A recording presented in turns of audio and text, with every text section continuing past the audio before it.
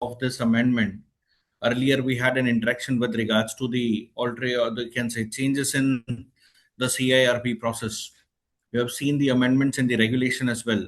But as far as this discussion is concerned, we will confine this discussion to the aspect wherein the liquidation process has been impacted from both viewpoint of the code as well as the regulation. So what had been discussed is something wherein it was decided what is going to be the position up till now with regards to amendment up to section 32, and what need to be taken care of is, unfortunately, the same person who was acting as an IRP or the RP will no longer be continued as a liquidator now.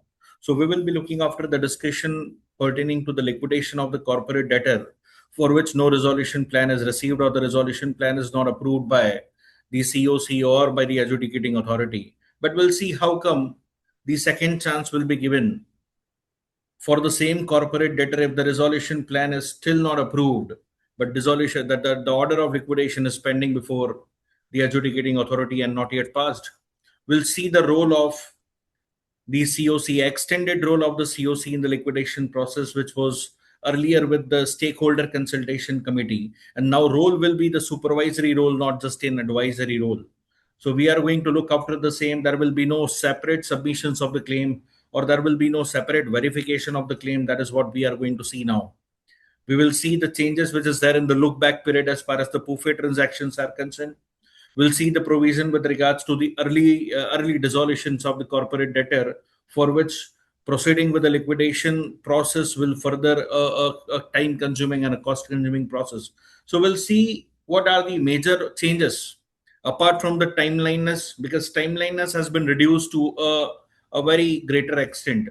So apart from the timeline, what are the challenges which the ongoing liquidator may face? What are the things a liquidator has to take care of if the liquidation order is not yet passed?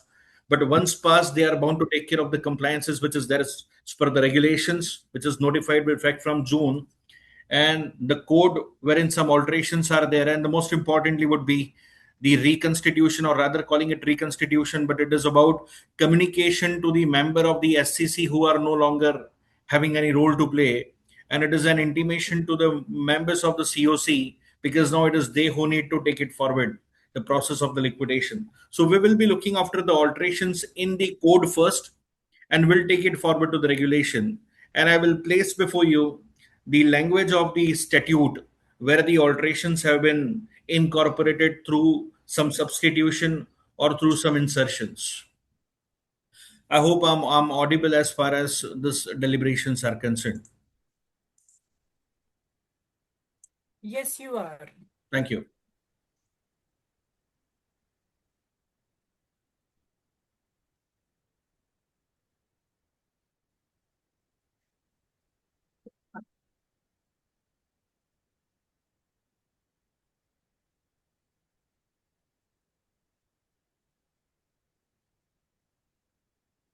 Now, this is the amendment.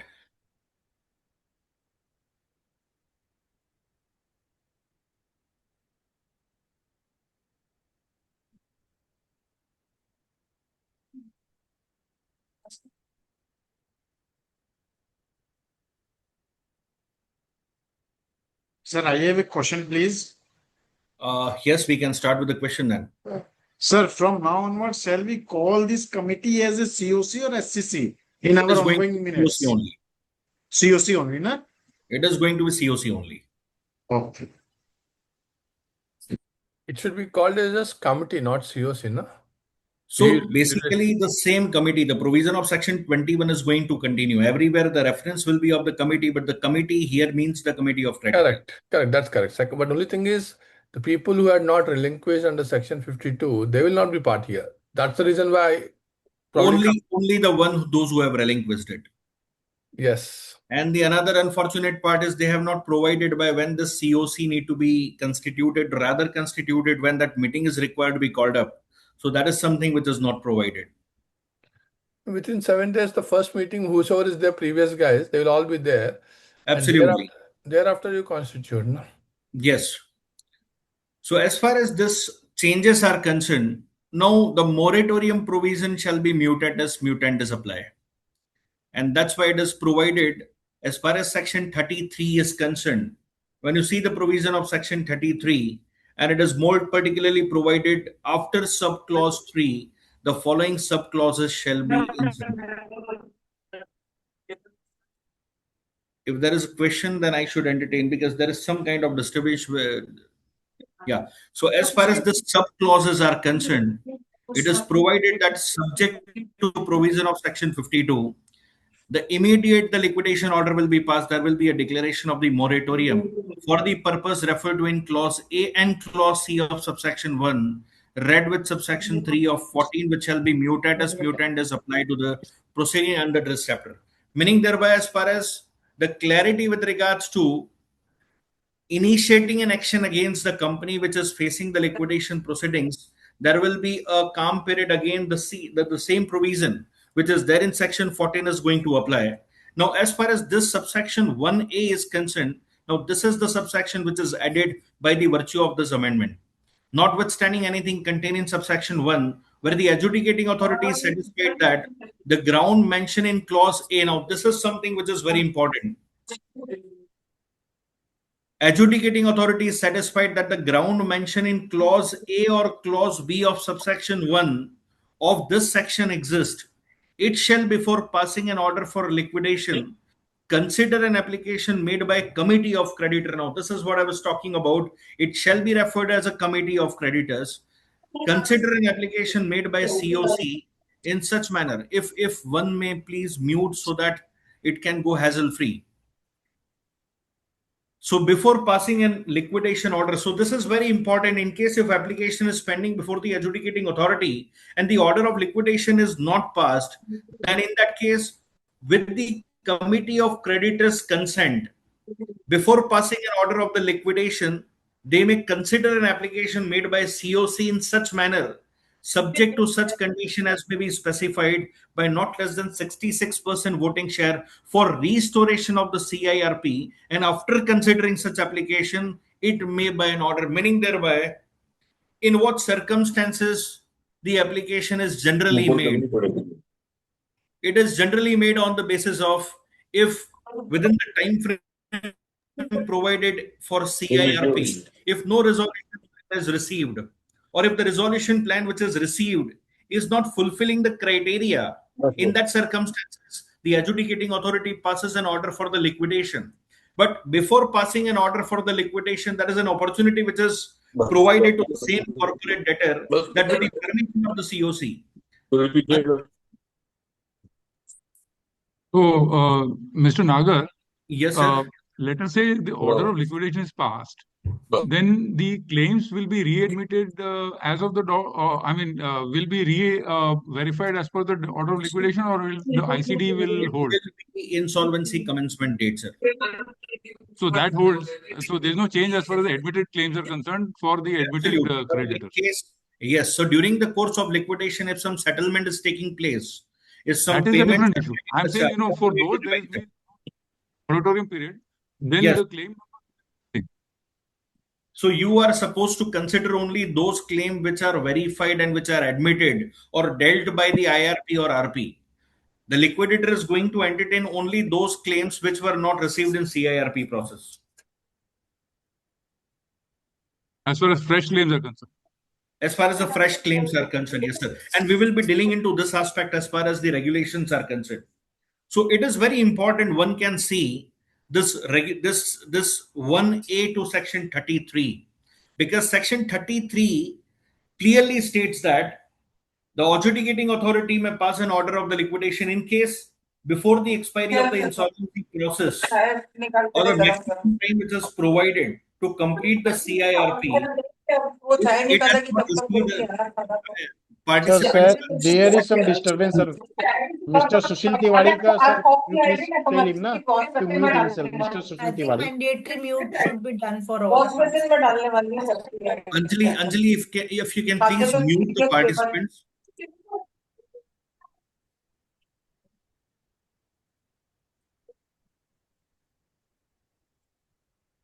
Yes, it's now muted. Yes.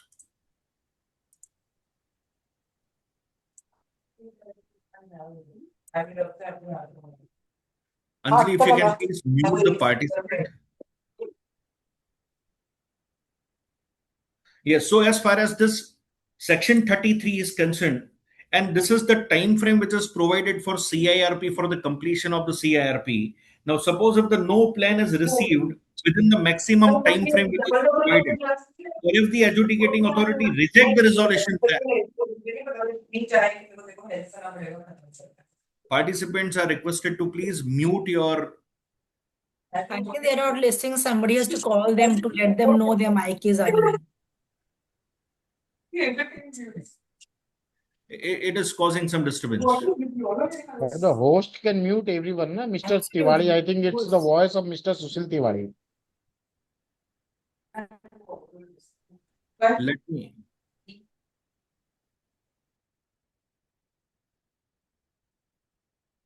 And now he has muted himself. I Yes, think yes, it's fine now.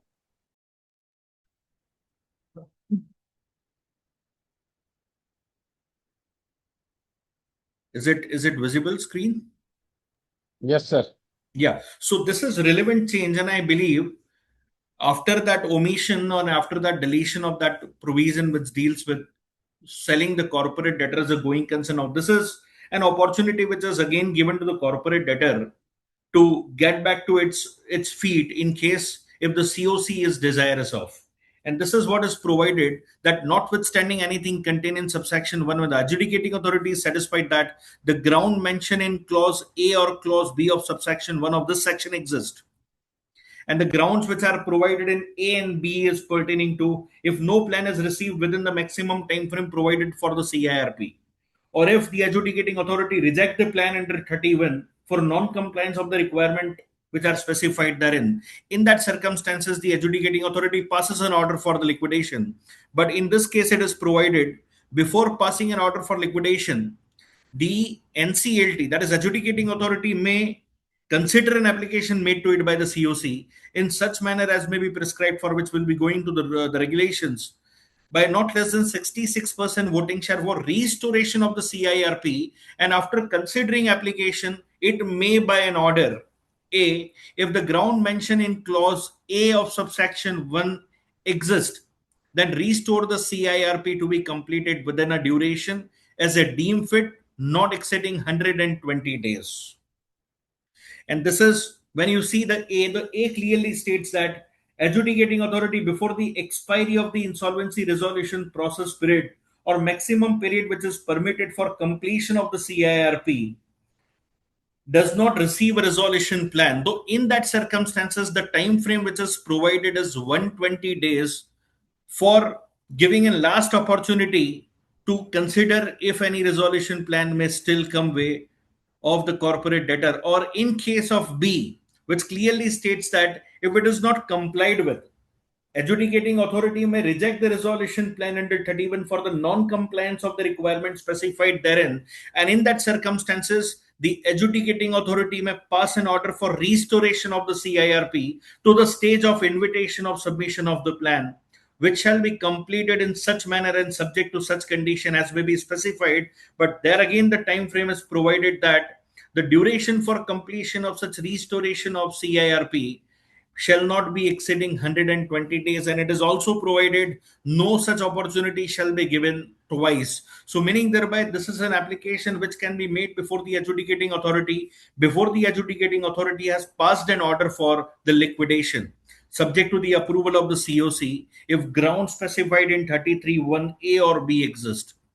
And there is an explanation which is provided for the purpose of this section. It is declared that on and from the date of commencement of the Insolvency and Bankruptcy Amendment Act 2026, the provision of subsection 1A and 1B shall apply to the CIRP of the CD initiated under Chapter 2 before the date of commencement, where the adjudicating authority has not passed an order for liquidation under subsection 1 of this section, and shall not apply where the liquidation order is passed. Now, this is, I believe, is going to be a significant change in this provision of the law, wherein though plan is not received within the given time frame or the plan is not complied with the requirement of the law, in that circumstances generally what happen, a liquidation application is made. But what I believe here, you need to withdraw that liquidation application. If the liquidation order is application is already made, you need to withdraw that liquidation application, and you should move an application under 1A of section 33. But in case of the liquidation application is not made, then in that circumstances, this application can be made, and this application has to be decided by the adjudicating authority within 30 days. But it is what provided that an opportunity will be given, considering the stage where it was or under what circumstances the adjudicating authority has not approved the plan. In that circumstances, an opportunity will be provided to restore the CIRP, but no such restoration time frame will be exceeding 120 days. And this is what provided. The corporate insolvency resolution process of the corporate debtor may be restored in accordance with subsection 1A only once. But For the sir, I have a purpose, question, sir.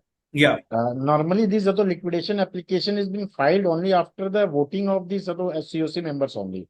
More than correct. 66%. Okay. Yes. So why they will again reverse their decisions normally?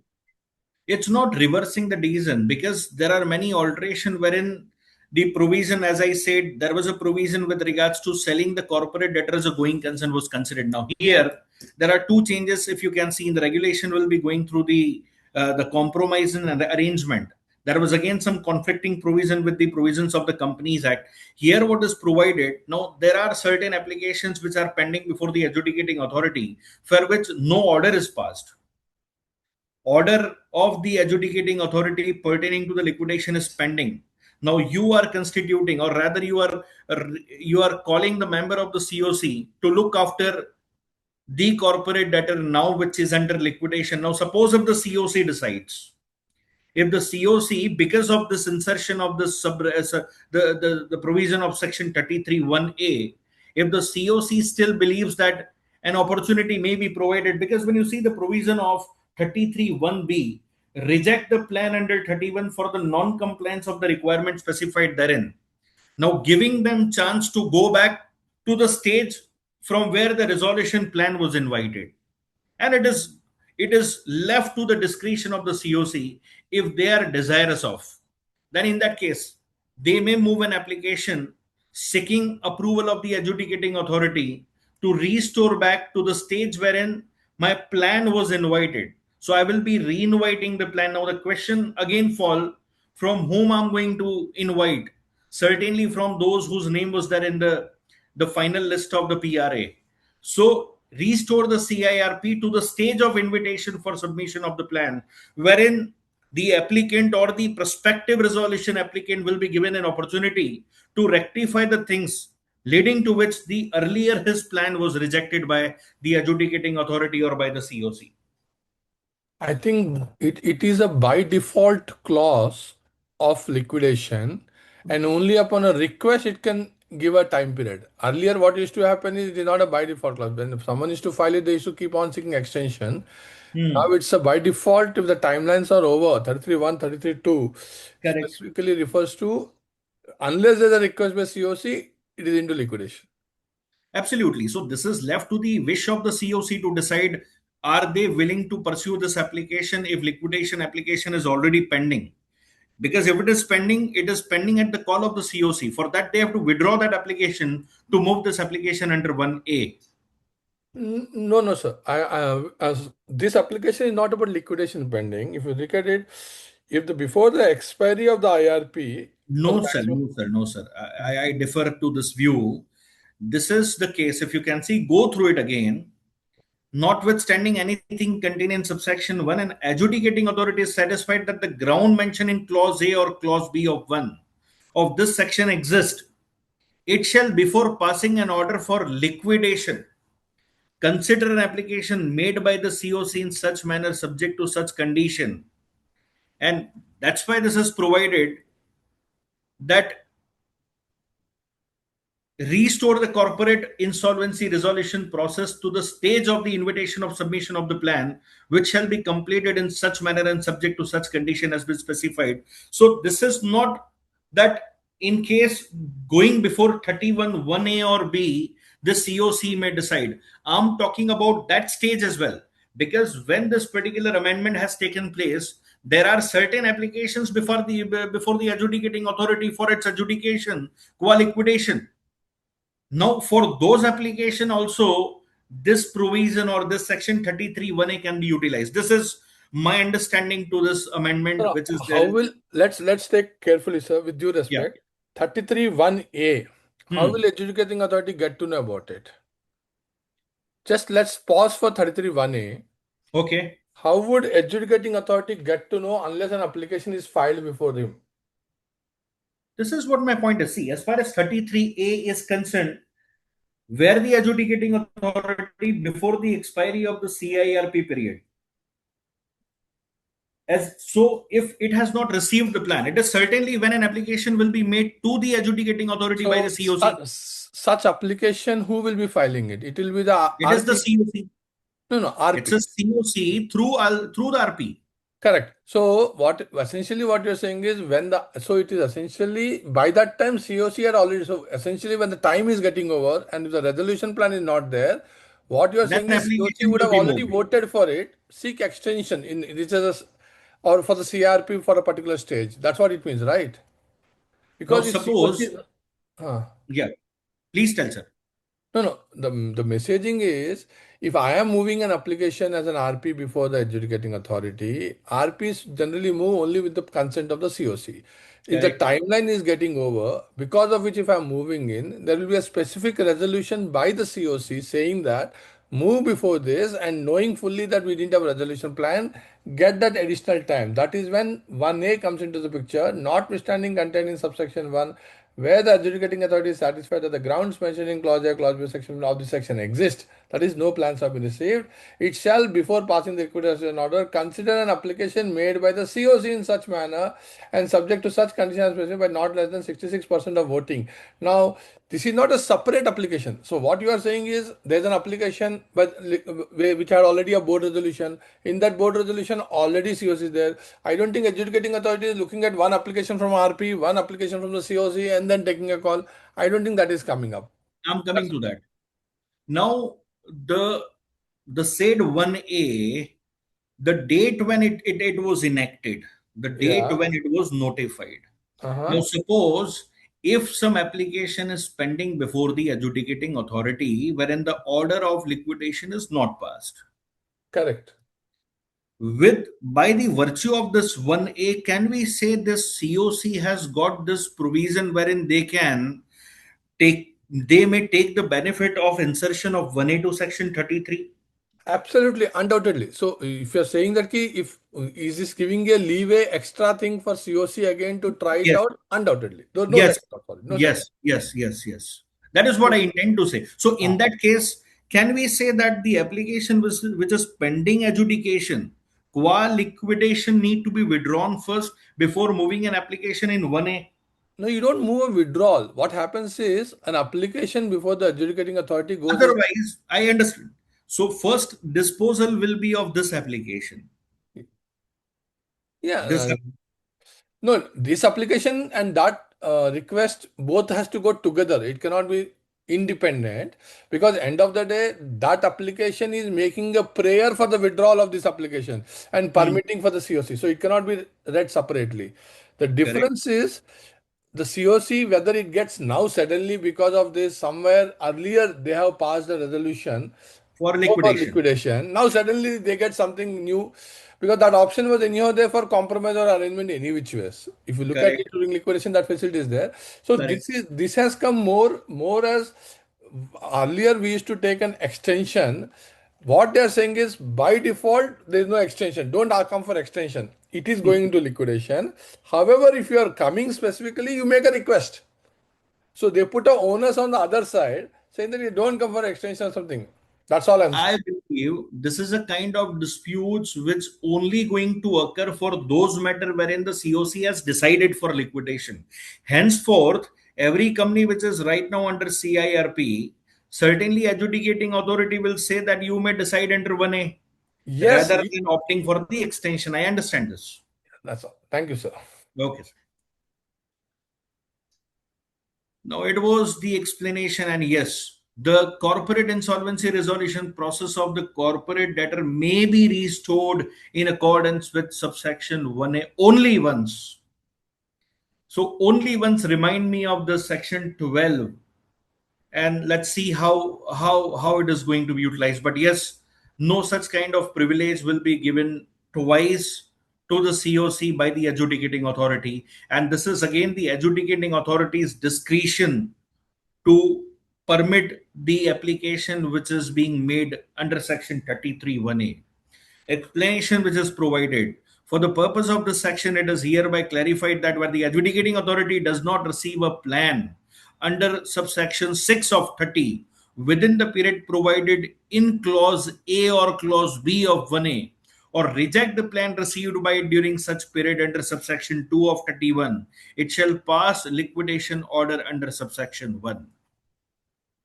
So this is again, given that extended time, it is provided that in that extended time of 120 days, which is provided by the virtue of your application made under 33(1)(a), if again not receiving a plan under section 30 subsection C 6 within a period provided in clause A or clause B, or if the adjudicating authority reject the plan received by it during such period, then it shall pass an order for the liquidation under subsection 1. In subsection 2, after the word liquidate, the word dissolve shall be inserted. And I'm reading 2 for the sake of convenience, where the resolution professional at any time during the CIRP, but before the confirmation of the plan, intimate the adjudicating authority of the decision of the COC, approved by not less than 66% voting share, to liquidate the corporate debtor. The adjudicating authority may pass a liquidation order as referred to in clause 1, 2, 3 of clause B and 1. So here you can straight away decide for the dissolution as well.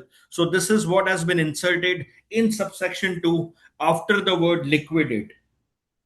And this is something which is relevant for those liquidation processes which are not going to fetch value and are just going to add on the cost of the liquidation process. So, Yeah. sir, I have a question again, sir. Please, sir, please, sir. Now, these questions are so important here. Are we saying that today during CARP, we know Yes. that many a times one seeks extension even beyond 330 days by saying that ki resolution plans are on the way, something else, something else. There's some reason or other people go beyond 330 days also. Correct. Object of the code is for resolution plan. Correct. By making such modifications in the code of section 33, where they've removed the requirement of extension, said that by default it is liquidation unless you seek for extension, unless you seek specifically, which is also only one time. Have they set a new rule for time limit, and beyond that time limit, even adjudicating authority does not have power to extend? Is that what something coming out of this? It should be. But the reason is, when you see the provision of section 12, which talks about the timeline, as there is no amendment to that. Now, there is no amendment to that, and let's see how adjudicating authority is going to consider this insertion of 1A now. And I go by your understanding that this 1A is to curb the process or curb the habit of seeking an extension in CIRP. And that is the overall intent. When you see the overall timeliness which has been compressed to an extent of 180 days, so ultimately intent is not just to minimize the liquidation period, but also to effectively utilize the CIRP period. Well, thank you, sir. But there is no alteration in section 12, unfortunately.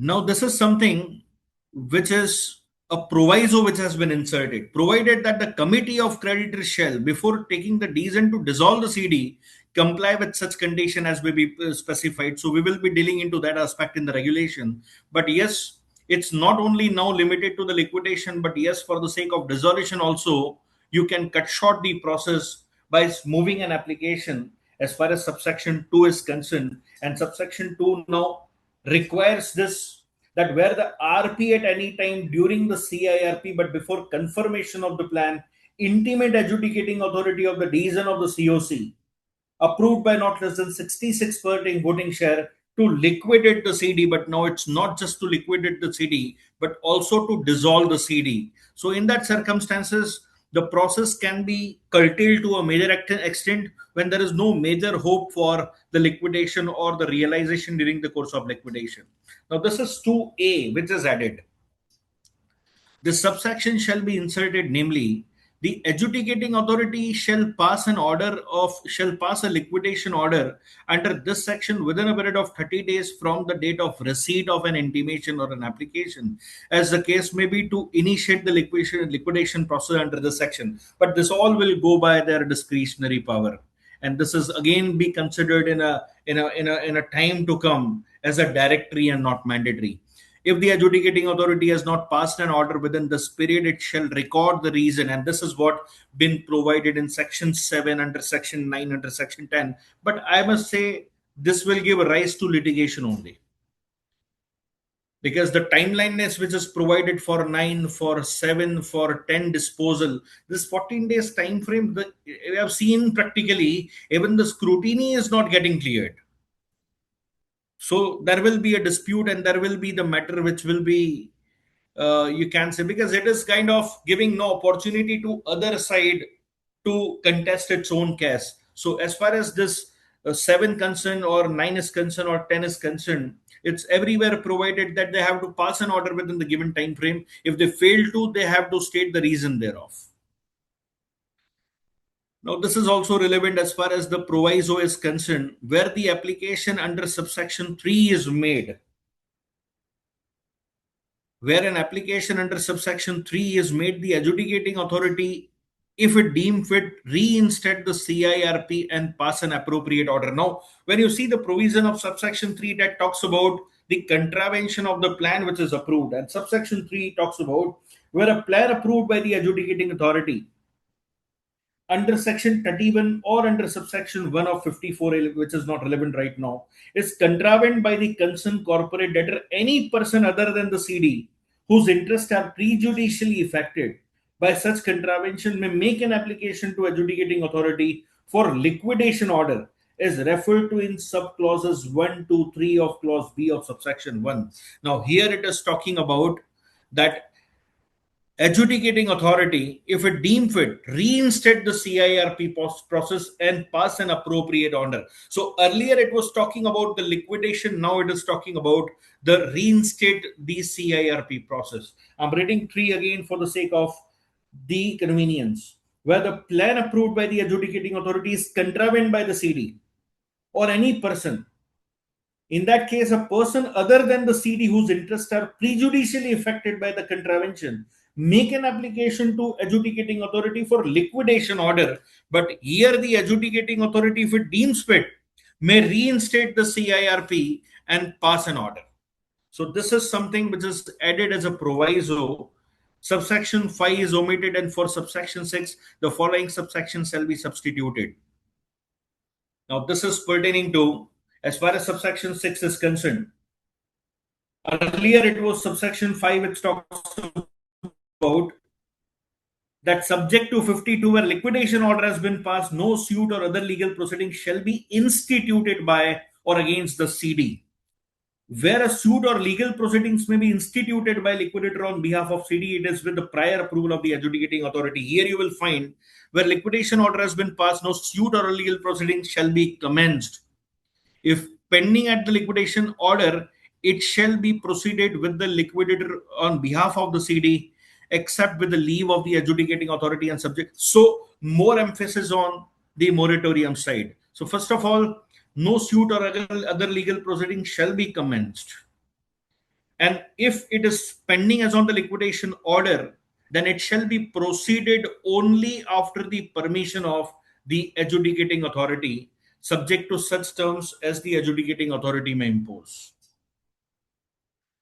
Now, this is section 33. As far as section 34 is concerned, if anything is related to 33 for deliberation, we can take that opportunity to go back to that amendment and we can deliberate upon. Otherwise, there is an amendment to section 34.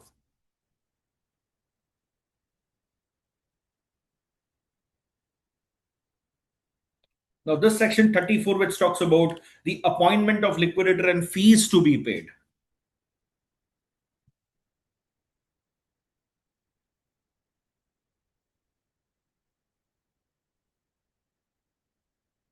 As far as 34 is concerned, for subsection 1, the following subsections shall be substituted, namely, Where the adjudicating authority passes an order for liquidation of the CD under 33, it shall refer to the board for making recommendation of IP to be appointed as a liquidator, and on receipt of the recommendation, appoint such insolvency professional as a liquidator.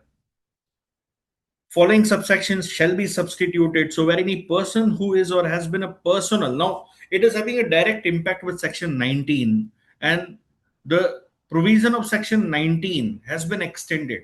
So now the onus is not just confined to the personnel, and that's why section 19 to be read with this provision of section 34 subsection 3.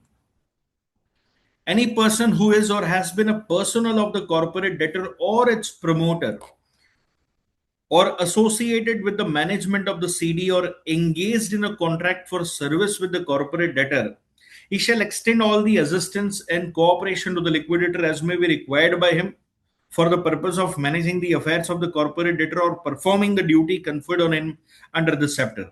And the provision of section 19 shall apply in relation to the liquidation and voluntary liquidation process as they apply in relation to the CIRP, with substitution of the references to the liquidator for reference to the IRP or RP, and the reference to the CIRP with the liquidation and voluntary liquidation. So now section 19, as I said, the scope of 19 is extended.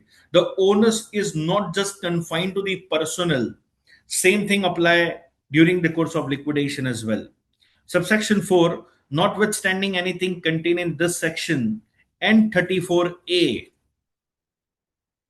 an insolvency professional appointed as an RP. Now, this is something which is quite relevant, that IP who was appointed as an RP for the CIRP process shall not be appointed or replaced as a liquidator for the liquidation process, shall not be appointed or replaced as a liquidator for the liquidation process of the CD. Now, this is relevant change.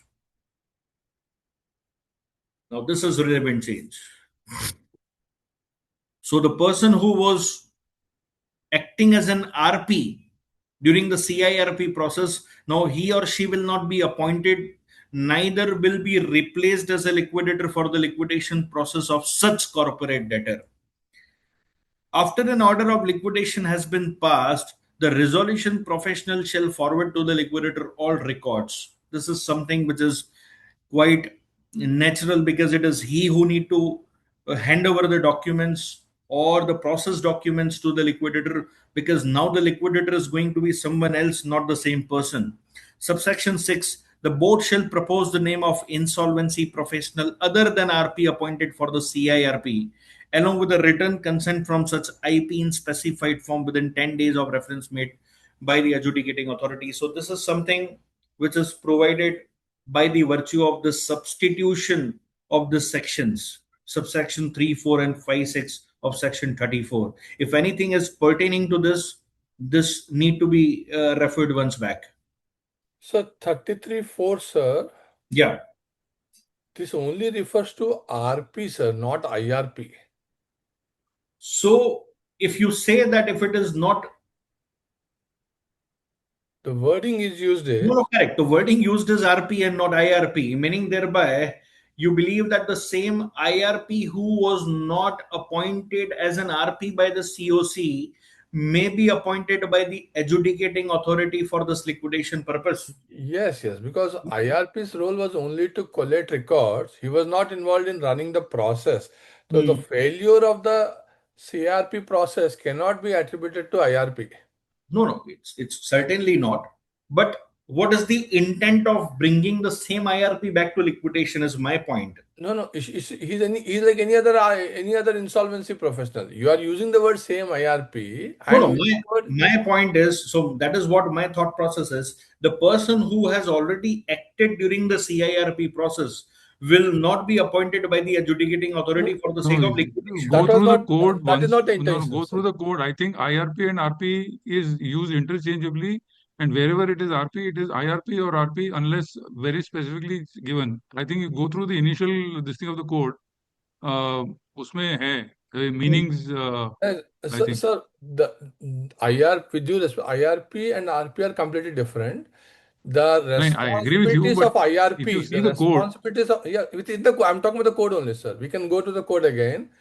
the responsibilities of the IRPs get into the responsibilities of RP also, because that's a primary responsibility. The input, the messaging is, if the words were saying that they wanted to also refer to IRP, the reason of bringing this is not because that they didn't want the same person. They wanted that a person who had gone through this process and was not probably getting the desired result, to get the transparency, they wanted someone else. So an IRP who was neither involved in the valuation, who was neither involved in getting the EOS, who was neither involved in evaluating the plans, there's no way that such persons could actually be removed, because that's the reason why section 33(4) is very critical.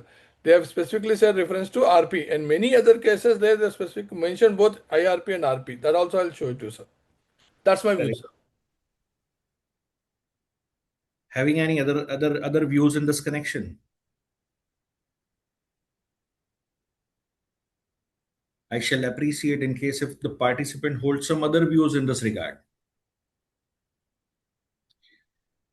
So if we go by the language of the law, it is again very clear, as I said, appointed as an RP for the CIRP shall not be appointed or replaced as a liquidator for the liquidation process of the CD. If we see it, it is just confined to RP. Now, my question is, will that be just confined to RP, or will that also be applicable to the one who already handed IRP? But it is the adjudicating authority. If the adjudicating authority is appointing, let's see, that goes with the discretion then, because it is out of the panel. Rather referring the case to the IBBI, or every adjudicating authority do maintain a list of the panel of the insolvency professional. Will they be happy to replace the liquidator with the person who already acted as an IRP of the state CD? So since we were discussing the law, we were discussing it. Obviously, adjudicating authority will decide whomsoever. Correct. What could be question or not is what we're discussing at this So stage. again, the next question which come is, can COC propose for the name of IRP? Now is another question. Because here in this, the amendment, the COC holds power to replace the liquidator as well. Yes. So COC, if it is replacing, it is with their own reasoning. Correct. But at the initially, so most likely what happens is, if they recommend something and if it's in the panel, adjudicating authority may consider practically, but adjudicating authority is not obligated at this stage to consider whatever COC's name has been, COC has given the name. Unlike in CIRP, where the judgments were very clear, if the COC recommends a name, mandatorily they have to take that name only. In CIRP. In liquidation, it is not so, based on this particular change, sir. Right, sir. So we go by this, that it's just confined to RP and not IRP for the time being. As far as 34A is concerned, now this is the replacement of the liquidator by the COC, and this is what we were discussing. Here we are mentioning the power of the committee of creditor to replace the liquidator, where at any time during the liquidation process, the COC is of the opinion that the liquidator appointed under section 34 or this section is required to be replaced, it may by vote of not less than 66% voting share resolve to replace the liquidator with another insolvency professional, subject to written consent from such proposed liquidator in such form as may be specified. So this is just for the sake of, you can say, the further power or extended power of the COC, what we used to see in CIRP. Here they hold this power to replace the liquidator as well. With consent of 66% voting share, they may pass and they may resolve to replace the liquidator. Now this is 34A, which is inserted as a new section. Now, as far as 34A subsection 2 is concerned, it states that where the COC resolve under subsection 1 to replace liquidator, it shall apply to adjudicating authority for appointment of proposed liquidator. If no disciplinary proceedings are pending against him, A may by an order replace the liquidator appointed under 34 or this section and appoint the proposed liquidator as a liquidator of the company. So this is something which is very much in line with what we have seen as a power of the COC in CIRP. Now, this is section 35. Now, So section... I stand corrected, sir. Sorry about that. Please, I sir. stand corrected. I message that. I stand corrected. Section 35. Now, the section 35 is all related to the claim now.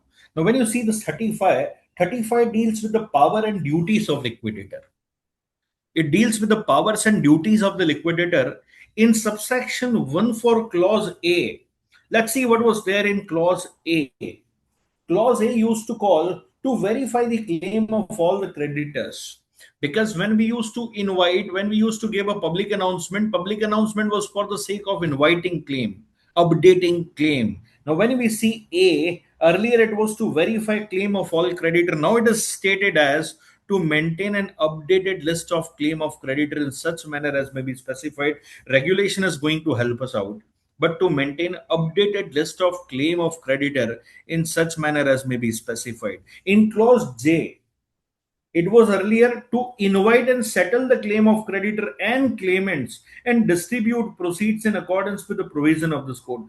Invite and settle claim of creditor and claimant and distribute proceeds in accordance with the provision of the code. J. Now J says invite is omitted. Invite and shall be omitted. So now this is going to be settle the claim of the creditor and the claimants and distribute the proceeds in accordance with the provisions of the code. This invitation is something which is omitted. Now this is L. The following clause shall be substituted, namely L. Now L says to investigate the financial affair of the CD to determine undervalued or preferential transaction. Whereas now the scope extended to says is continue or institute proceeding in respect of avoidance transaction or fraudulent and wrongful trading. So it is covering almost every aspect.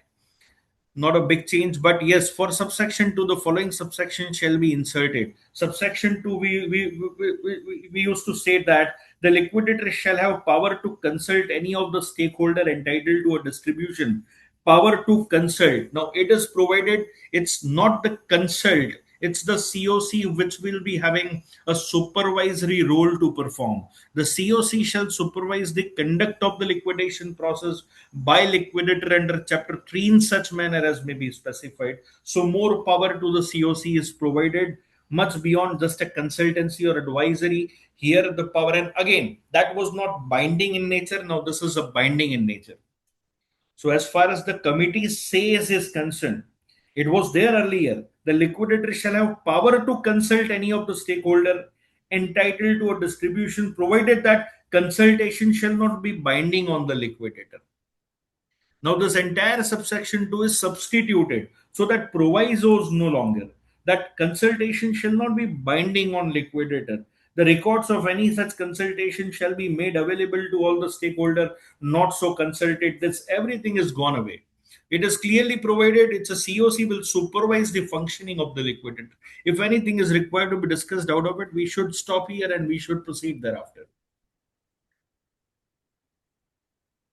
There is an omission to section 38 to 42. Section 38 to 42, which otherwise dealing with the consolidation of claim, verification of the claim, admission or rejection of the claim, determination of the valuation of the claim, appeal against the decision of the liquidator. This everything has been omitted by the virtue of this amendment.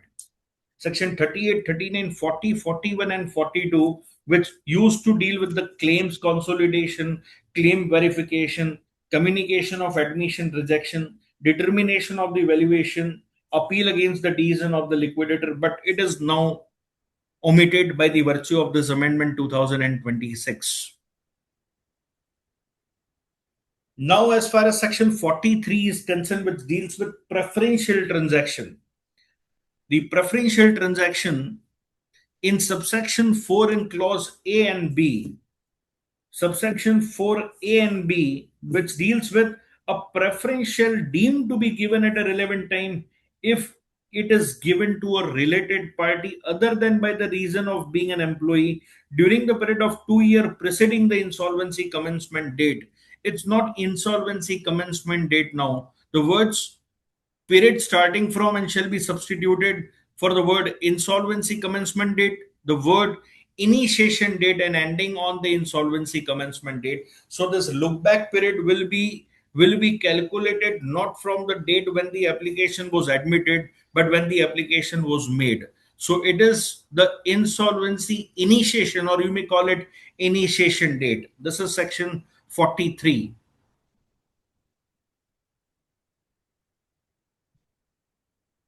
And again, there is one more change if we see the code and the definition part of the code. If the multiple applications are made against the corporate debtor, then initiation date will be considered as a date when first such application was made against the corporate debtor. So if more than one application is pending against the same corporate debtor, then in that case, the initiation date would be the date when first such application was moved before the adjudicating authority. And this is something which is just in order to avoid the transaction which otherwise used to undertake from initiation date up to the insolvency commencement date.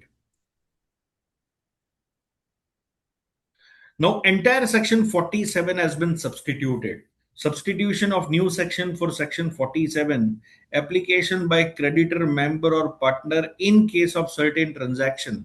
I fail to believe why a member or a partner would like to go for this application if the liquidator has failed to do so, or in the past if the RP has failed to do so. For section 47 of the Principal Act, the following section shall be substituted, namely, where a preferential transaction under 43, undervalued transaction under 45, extraordinate credit transaction under 50, or a fraudulent or wrongful trading under 66 has occurred, and liquidator or the RP, as the case may be, has not reported it to the adjudicating authority.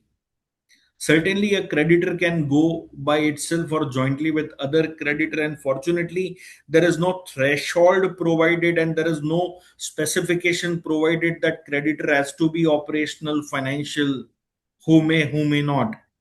But it is what provided that if the liquidator or the RP, as the case may be, has not reported it to the adjudicating authority, a creditor either by itself or jointly with other creditors, a member or a partner of the CD, as the case may be, may make an application to adjudicating authority to pass order in accordance with the provision of chapter 4 of as the case may be, and where the adjudicating authority, after examination of the application under 1, is satisfied that the relevant transaction or trading has occurred, it shall pass an order for avoidance of transactions or trading, as the case may be, if such application has been filed by the liquidator or RP, as the case may be.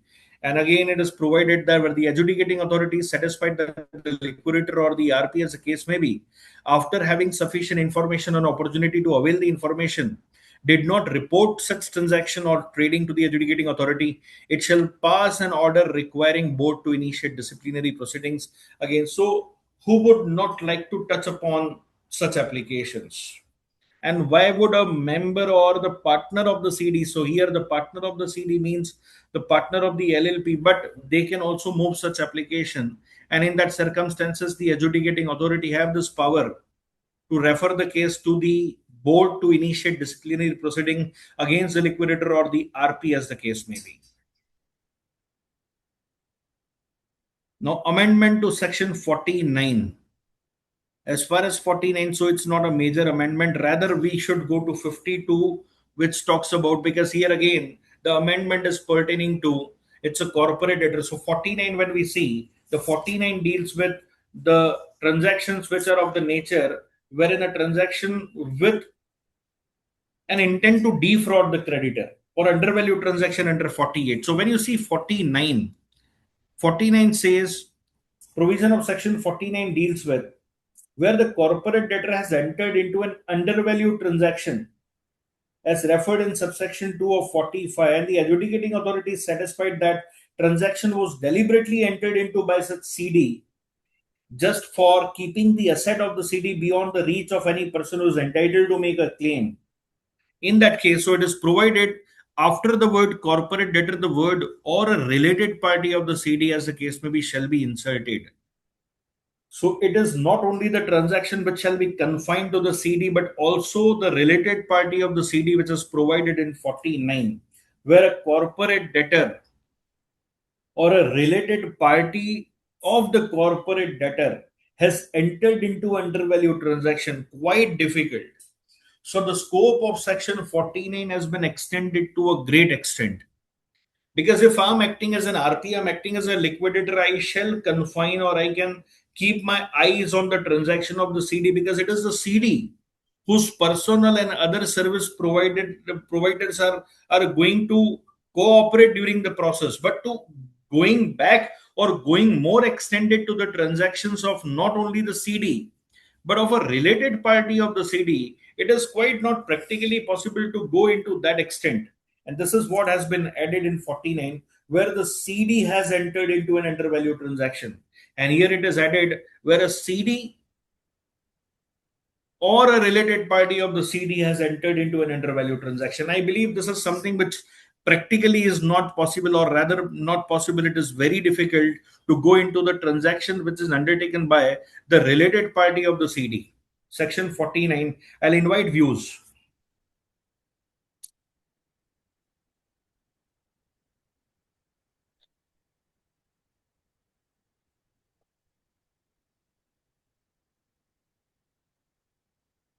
I shall appreciate in case if the participants can put their views on it. Section 49.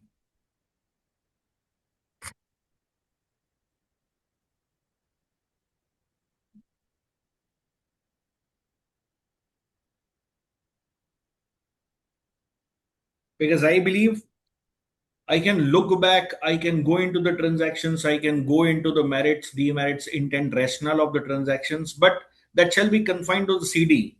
But going more into the CD's transaction and the transaction of its related party, the question is whether a related party would be willing to exchange their financial books or their papers or their transaction details to the RP or the liquidator of the corporate debtor to which they are the related party.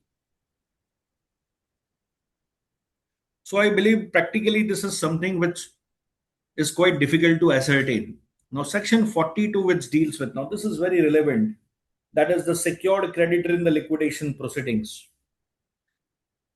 Section 52, subsection 1, which states that a secured creditor in the liquidation proceedings may relinquish its security interest to liquidation estate and receive the proceeds from the sale of the assets by the liquidator in a manner specified in 53. Or the secured creditor realize its security interest in a manner specified in this section. Now, that's subsection 2.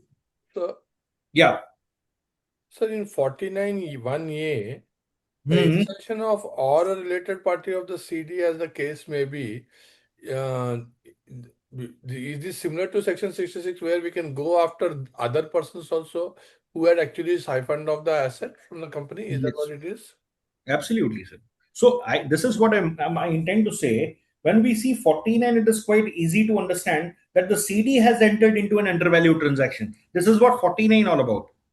But in this proviso in clause A, which states that in addition to the CD, after A, in addition to CD, you are supposed to go into the transaction which is undertaken or entered into as an undervalued transaction by the related party of the CD is quite difficult to ascertain. That is what my thought process is, that this is going to make section 49 implementation qua related party to the CD quite impossible.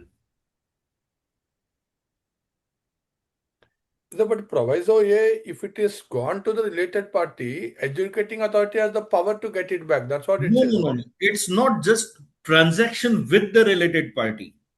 It's not talking about the transaction with the related party. In the proviso in clause A, Yeah, I'm reading that, sir. Yes, sir. for keeping the asset of the corporate debtor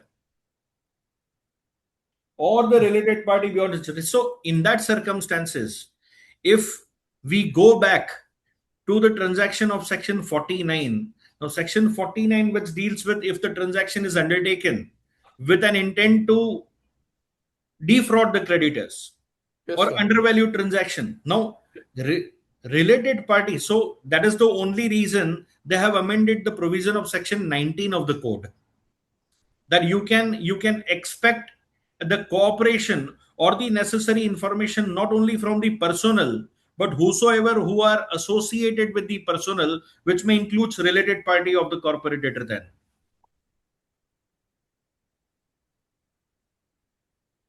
Because unless you go into the nature of the transaction from both the sides, you can only ascertain that the transaction was with an intent to defraud the creditor, or it was with an intent to, you can say, to divert the money of the company to its related party. No, essentially, when I was reading 49(1)(a) proviso, basically 49 is saying that key adjudicating authority shall make an order restoring the position as it existed before such transaction, as if the transaction has not been entered into, and protecting the interest of the persons who are victims of such transactions. Then the proviso comes in. That is, an order has been passed by the adjudicating authority. Then the proviso comes in, which says that provided that an order under this section shall not affect any interest in property which is acquired from a person. So, provided shall not affect any interest in property which was acquired from a person other than or a related party of the corporate debtor and was acquired in good faith. So, if it is acquired in good faith but it is not from a related party, then there is no impact of the order. Otherwise, the order has the right to even attach the related parties. Is that something saying, sir? I think I am reading the entire 49 with the changes, sir. no, I'm reading the earlier 49. Then only this can be identified that was the intent. But anyways, my only my only concern is with regards to the extended layers beyond the corporate debtor, and that is quite, and that is the only intent, that now section 19 scope is very much expanded, and the dispute with regards to section 19, which was earlier only with the suspended management, now when you see the provision of section 19 that has extended to a certain extent, wherein now the first COC meeting, the banker is also required to put forth every information with regards to the asset which are mortgaged to them, which are hypothecated to them, the last valuation which they have undertaken, the stock statement which they have received. So basically, it is now the scope which is enhanced to an extent wherein all these stakeholders who are connected to the CD are bound to cooperate or to extend the needful assistance during the process when CIRP or the liquidation is being taken place. Okay, sir. Now, this time is curtailed. The Section 52 amendment is something where the timeliness is curtailed, and we will be dealing with this Section 52 along with the regulation. Now, Section 52 of the Principal Act, for subsection 2, the following subsection shall be substituted, where the secured creditor intends to realize the security interest. Under clause B of subsection 1, he shall inform the liquidator of such security interest and identify the asset subject to such security interest to be realized within a 14 days from the liquidation commencement date. If he fails to do so, security interest shall deem to be relinquished to the liquidation estate. Now this time frame has been changed. I'm reading it again. Where the secured creditor intend to realize the security interest under clause B of subsection 1 of 52, he shall inform liquidator of such security interest, and he is also required to give the price at which he intend to liquidate. We'll be dealing in the regulation. He shall inform the liquidator of such security interest, identify the assets subject to such security interest to be realized within a period of 14 days from the liquidation commencement date. If he fails to do so, such security interest shall deem to be relinquished to the liquidation estate, provided that where more than one secured creditor has any security interest over the asset of the CD, no secured creditor shall be entitled to realize the security interest unless the realization is agreed upon by the secured creditor, representing not less than 66% of the value of all the claim that are secured by the security interest. So that is in case of security interest been provided to more than one creditors. He need to communicate the same within 14 days from the liquidation commencement date. About his intent that he want to keep this property out of the liquidation estate, he want to realize the security interest, and he has to inform the liquidator of such security interest, identify the asset subject to such security interest be realized, subject to security interest be realized within a period of 14 days from the commencement date. Where more than one secured creditor has any security interest over an asset of the CD, no secured creditor shall be entitled to realize its security interest unless the realization is agreed upon by the secured creditor, representing 66% of the value of all the claim that are secured by the security interest. So it will go by the collective decision of the secured creditor in whose favor the asset is charged or the mortgaged. For subsection 8, following subsection shall be substituted. The amount of, now this is something wherein the workman dues have been added. The amount of insolvency resolution process cost, the liquidation cost, and the workman dues referred to in clause A and subclause 1 of clause B of subsection 1 of 53 shall be deducted from the proceeds of any realization by the secured creditor, who shall realize their security interest in a manner provided in the section, and they shall transfer such amount to the liquidator to be included in the liquidation estate in such manner within such period and subject to such condition to secure the payment as may be specified. So the word workman dues have been added. That amount of the insolvency resolution process cost, liquidation cost, workman dues referred in clause A and subclause 1 of clause B of subsection 1 of 53 shall be deducted from the proceeds of any realization by secured creditor. Proceeds of any realization by secured creditor who realize the security interest in a manner provided in this section, and they shall transfer such amount to the liquidator to be included in liquidation estate in such manner within such period and subject to such condition to secure the payment as may be specified, that is to secure the CIRP cost, liquidation cost, and workman dues. And this is provided that for the purpose of this section, it is hereby declared that the provision of subsection 2 as amended by the IBC shall not apply to the liquidation process initiated on or before the date of commencement of the insolvency and bankruptcy code. So that is with regards to an intimation that I want to keep my asset out of the CIRP or out of the liquidation. I'm going to dispose it of. I'm going to realize it. So that shall not apply to the cases which are pending. And this is what been provided. The provision of subsection 2 as amended by this Amendment Act 26 shall not apply to the liquidation process initiated on or before the date of commencement of the Amendment Act 2026.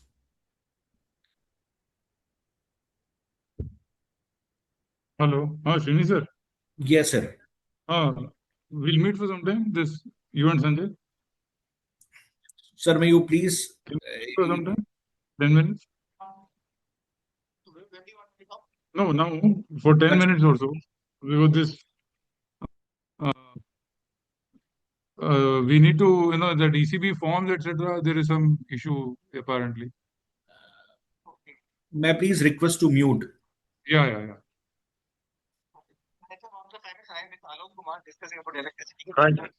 Right, sir. Yeah. Okay. There is amendment to section 54. And as far as section 54 is concerned, that deals with the dissolution and application for a dissolution of the corporate debtor, that has been extended with certain subsections. For subsection 1, the following subsection shall be substituted. So 54 is substituted. The liquidator shall completely liquidate the asset of the CD and make an application for a dissolution to the adjudicating authority within period of 180 days from the liquidation commencement date in such manner as may be specified. Now, the subsection 1, which is constituted, which is completely substituted, which was earlier talking about the time frame which is provided, that time frame has been curtailed. The liquidator shall completely liquidate the asset of the CD and make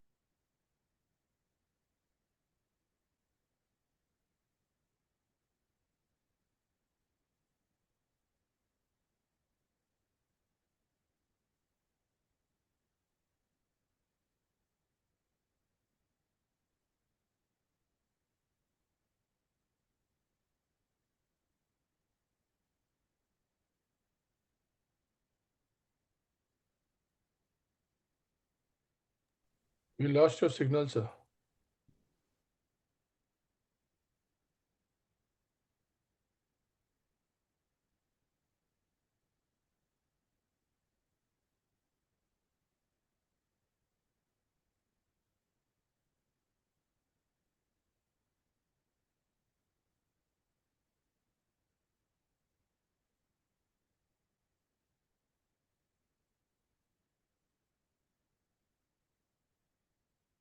Good afternoon, sir.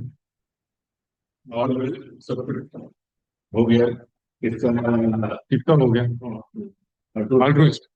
सिर्फ थोड़ा कुछ changes करने हैं उसको contract में जो legal का हमने दिया है तो ये legal team is working on that I am expecting coming 3-4 days they should be able to revert so we'll get it validated from SAM and close that. Money also the pending we have taken only 1 month wala April से May June July August 3 महीने का आएगा फिर अगस्त and में आ जाएगा 3 महीने का कब है?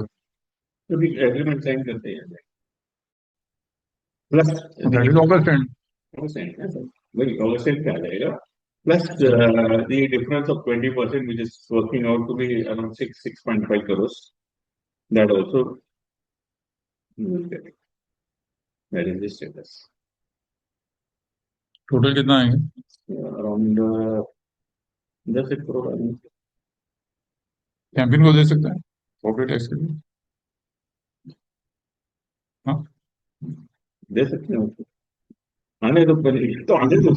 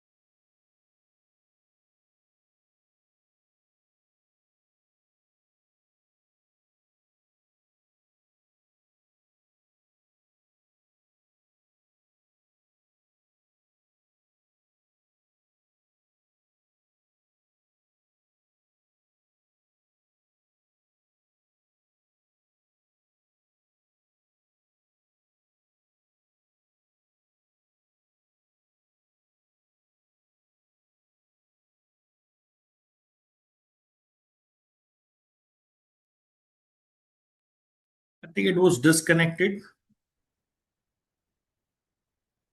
Yes, sir. I was in section 54, and I'm again going back to section 54. And I've raised my concern with regards to those entities. I've raised the concern with regards to those entities which been sold as a going concern. The company is sold as a going concern, but section 66 are being pursued by the liquidator. So question is, so locus of liquidator itself is in question. Second, now SCC is no longer in existence. How come the SCC further advising liquidator to pursue this application when there is no hope of revival or there is no hope of recovery, especially when the personal guarantors are facing insolvency or the bankruptcy proceedings? I'll appreciate in case if you can highlight upon such applications and the intent of keeping these applications live even after the order is passed for dissolution, because we have seen here as well. We have seen in this amended provisions as well.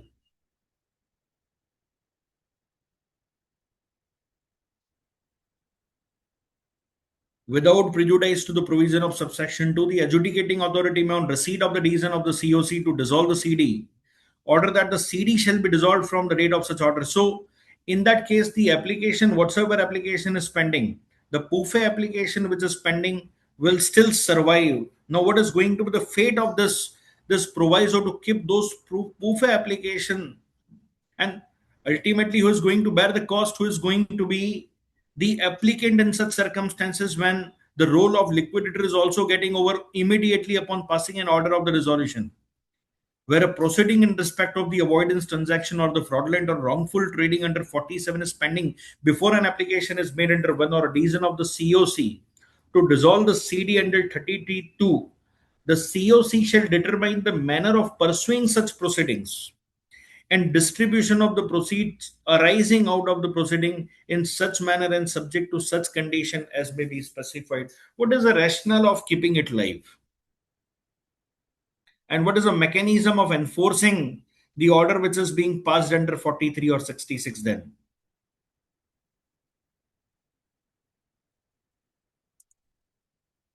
I'll be happy to have your comment on this part.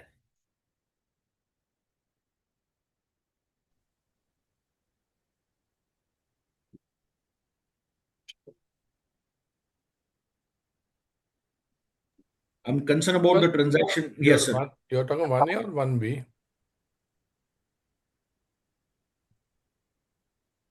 It's 1A, sir. Because 1B is something which I fail to understand, because if the dispute is pending with regards to the distribution under 53 is pending, that can never lead to, because unless that dispute is resolved, you cannot say that the stage comes wherein you can move an application for a dissolution and order of dissolution will be passed.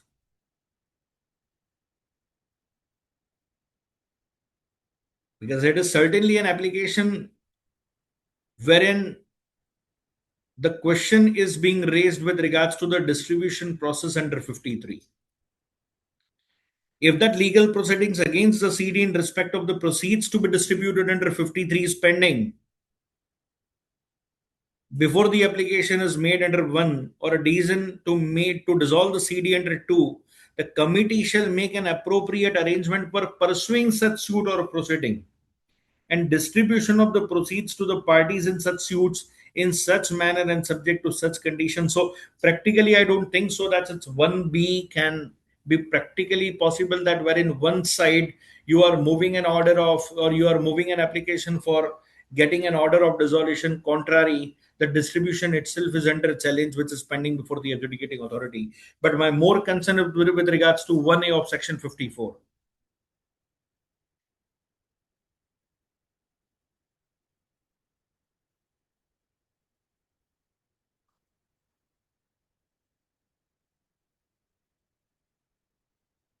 My concern is with regards to the applications which are still pending for disposal for those entities which are no longer in existence. There are avoidance transactions, right? Entity need not survive, right? Entity will not survive. I'm talking about the fate of such applications, the POFIT transactions. But yeah, you do a memorandum of assignment, right? That's what we do currently already today. This is more Right. recognizing that, right? Correct. But in that circumstances, whether there will be any locus of the liquidity to pursue this application. Liquidator doesn't pursue. The role of liquidator gets Absolutely. over. Also, the role of the SCC also come to an end because now the SCC is no longer a subject matter of discussion. It need not be SCC. It could be any entity. That is what the COC will decide. Absolutely. So once it is assigned, my concern is what is the fate and what is an object, what it is provided. In 1A, it is provided the proceeding in respect of avoidance transaction or fraudulent or wrongful transaction under section 47 is pending before an application is made under 1 or decision is made to dissolve the CD under 2, the COC shall determine the manner of pursuing the proceedings Correct. and the distribution of the proceeds arising of the proceedings in such manner. So ultimately, to whomsoever it is going to be assigned will be the only beneficiary. Need not be. May not be, but otherwise, with singular intent, he would like to pursue this application. No. What typically happens is, suppose if there's a COC on 5 creditors, one creditor is assigned everything, where that single creditor takes responsibility to distribute in accordance with section 53 as and when the proceeds are realized, net of any cost predetermined.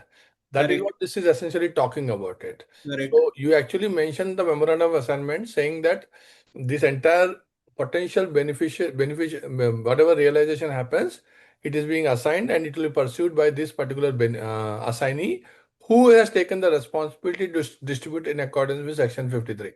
That's what this is.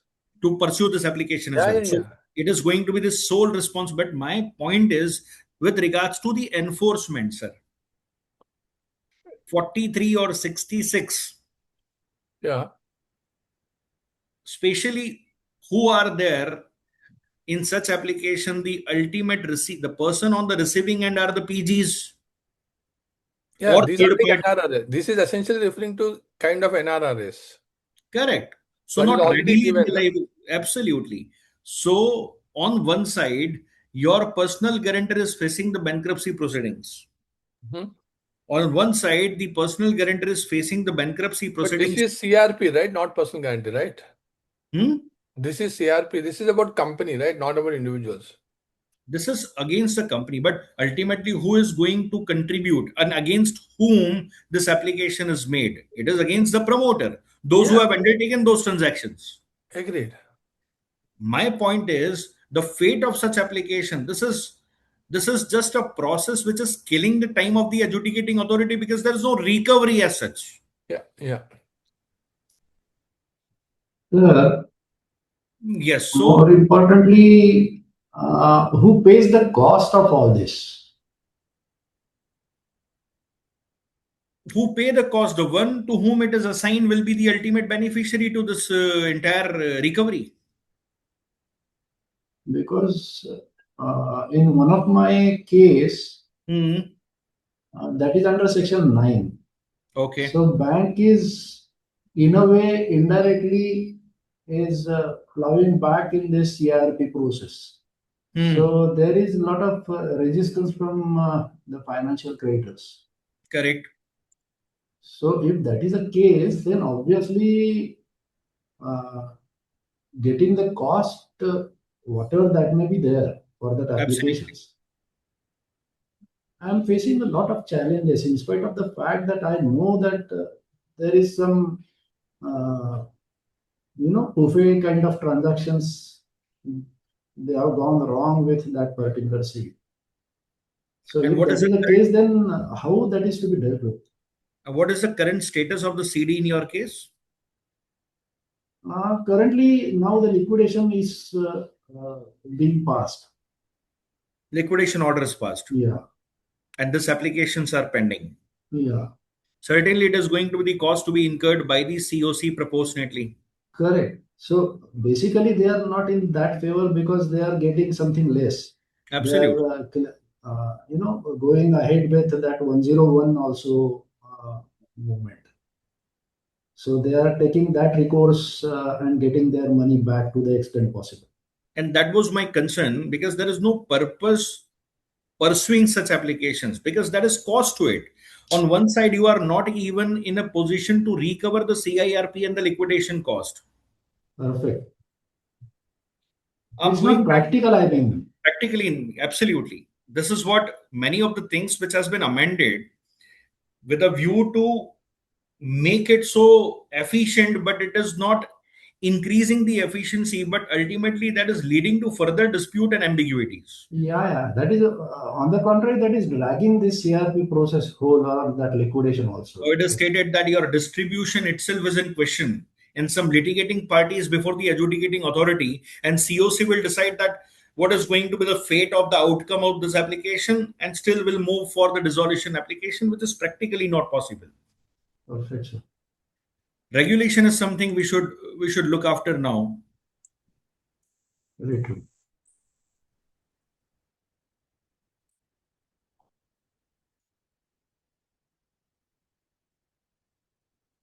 Now, this is just the timeliness with which I would like to begin, and then we will be going to the liquidation, the regulations. Now, as far as the timeline, the curtailed timeline is concerned, this is 180 days. Just for the sake of convenience, we are going through this chart, wherein it is provided the commencement of the liquidation or the appointment of liquidator first, public announcement within 5 days. But one major change we'll see to the regulation. Regulation 12, we are going to see where it is provided that it's not a public announcement for the sake of inviting claims. But still, if I have not filed the claim, I can still file the claim during the liquidation process, which liquidator has to verify. Subject to condition, I have not filed the claim in CIRP process. Appointment of registered valuer within 7 days of the liquidation commencement date. First meeting within 7 days.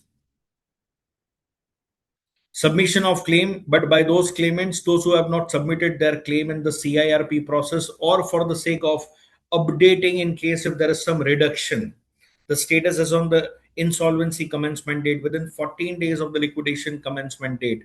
Verification of claim received under regulation 16 within 7 days of the claim, that is 14 plus 7, 21. Intimation about the reason of the acceptance and rejection of claim. This is what I'm bound to. Within next 7 days, I have to intimate with regards to the reasons of the liquidator with regards to acceptance or rejection of the claim. So this is from first COC meeting within 7 days. Claim I have to submit within 14 days, and one has to verify the claim. But again, from that claimant who has not submitted its claim in the CIRP. So verification within 7 days, that is 21 days. Intimation I have to give to the claimant within next 7 days, 28 days. I have to file the list of stakeholder within 30 days from the last date of receipt of claim. So last date of receipt of claim is 14 days. 30 days comes to 44 days. Progress report. So it is within 15 days from Q1, Q2 it is provided. Progress report in case of cessation of the liquidator within 15 days of the cessation. Distribution of proceeds. Now the timeline is curtailed to 15 days. Again, will be applicable to those liquidation which has been after the enactment of this regulation. Distribution within 15 days of the realization. Liquidation of the CD within 180 days. So this is what the time frame which is provided, but going larger to the side of the regulations which has been made effective June 2026. Let's see what are the, so committee is provided. Now this is what we can see. This is with effect from 2nd of June 2026. So before substitution, it was the consultation committee, means the stakeholders consultation committee under sub-regulation 1 of regulation 31A, which is now omitted. And it is provided that the committee means a committee of creditor constituted under 21. And that's why all the regulation of CIRP with regards to the meeting of the COC shall mutatis mutandis apply to the liquidation process as well. So this is regulation 2, regulation BA. Committee means committee of creditor constituted under section 21. The second one is in the liquidation cost. In the liquidation cost, there is a deletion with regards to, I said when you see this deletion, earlier it was the cost incurred by the liquidator in carrying on the business of the CD as a going concern. Now this cost shall not form a part of the liquidation cost. Liquidation cost earlier includes, it's the fee payable to the liquidator or remuneration payable by the liquidator to the professional which are associated, cost incurred by liquidator, cost incurred by liquidator for preventing and protecting the assets or the property, everything. But now this will not include the cost of keeping the business of the corporate debtor as a going concern. That shall not form a part of my liquidation cost. And one can make out the intent of compressing the timeline as that is just a distribution, or that is just a realization or distribution, disposal and distribution.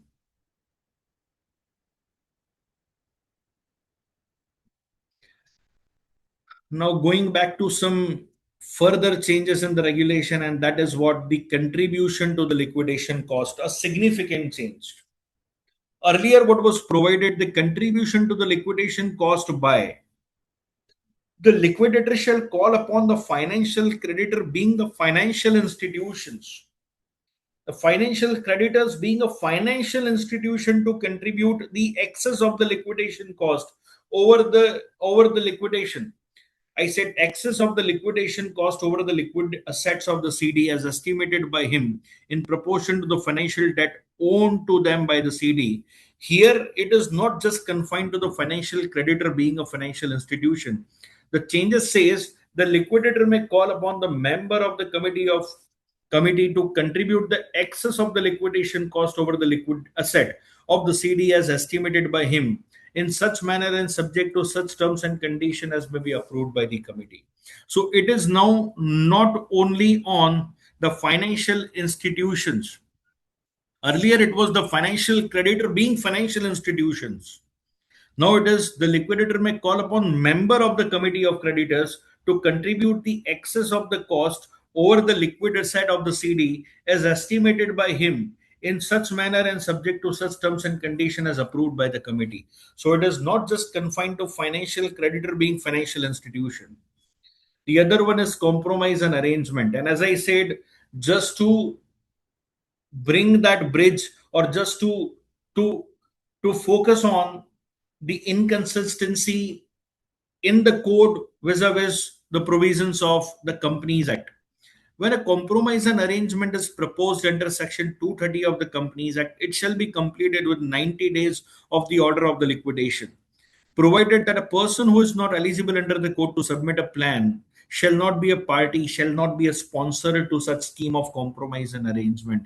This is something I'm reading for the sake of understanding what exactly the alterations are, because when we will be proposing the scheme of compromise and arrangement, that the creditor consent is required. By the virtue of the provisions of the Companies Act, it is provided majority holding 3/4 in the value, provided that the liquidator shall file the proposal of compromise and arrangement only in case where the recommendation has been made by the committee under regulation 39B of the IBC, provided where the liquidator shall not file such proposal after the expiry of 30 days. The liquidator shall not file such proposal after the expiry of 30 days from the liquidation commencement date. But here it comes something wherein the amendment or the changes has taken place in the regulation with effect from 2nd June 26.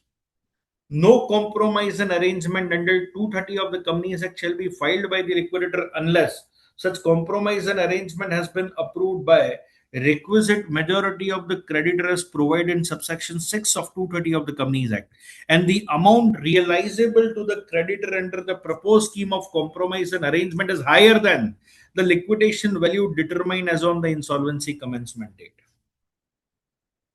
Now, this is something which is significant because on the one side, COC are consisting of your financial creditors. On the contrary, there is nothing like financial or the operational creditor when we talk about the scheme of compromise and arrangement. Because when we deal with the scheme of compromise and arrangement under the Companies Act, it deals with secured and unsecured creditor both. And secured and unsecured creditor both includes an operational creditors as well. When we see the provision of Section 230, subsection 6, it requires the approval from the creditor sanctioning the scheme of amalgamation and merger, majority number holding 3/4 in the value of creditor. Now, this is the biggest inconsistency. I'm reading for the sake of understanding Section 230, subsection 6, which states that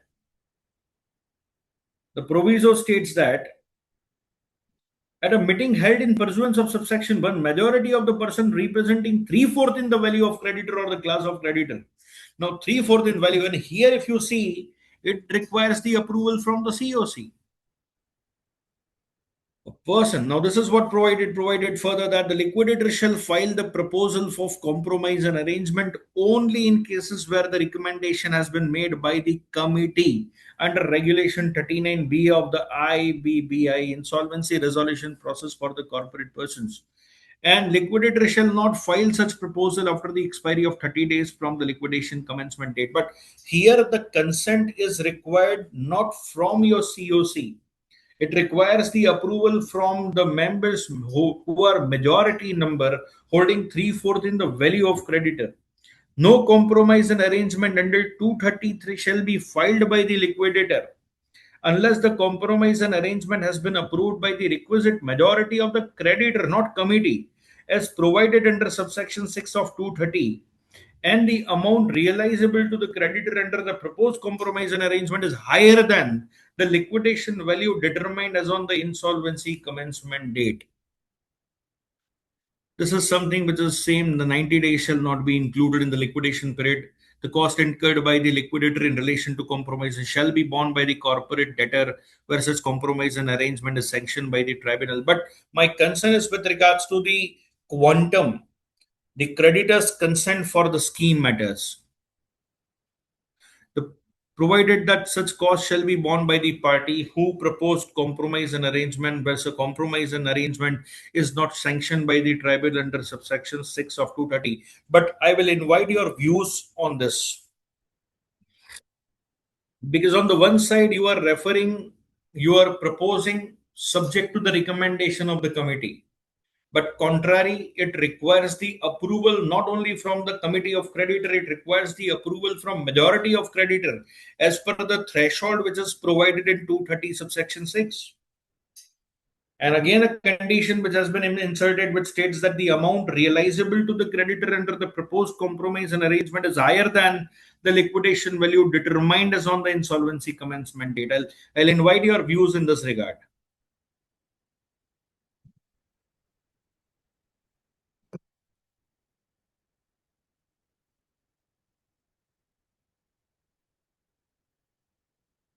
Here you are seeking the recommendation of the COC.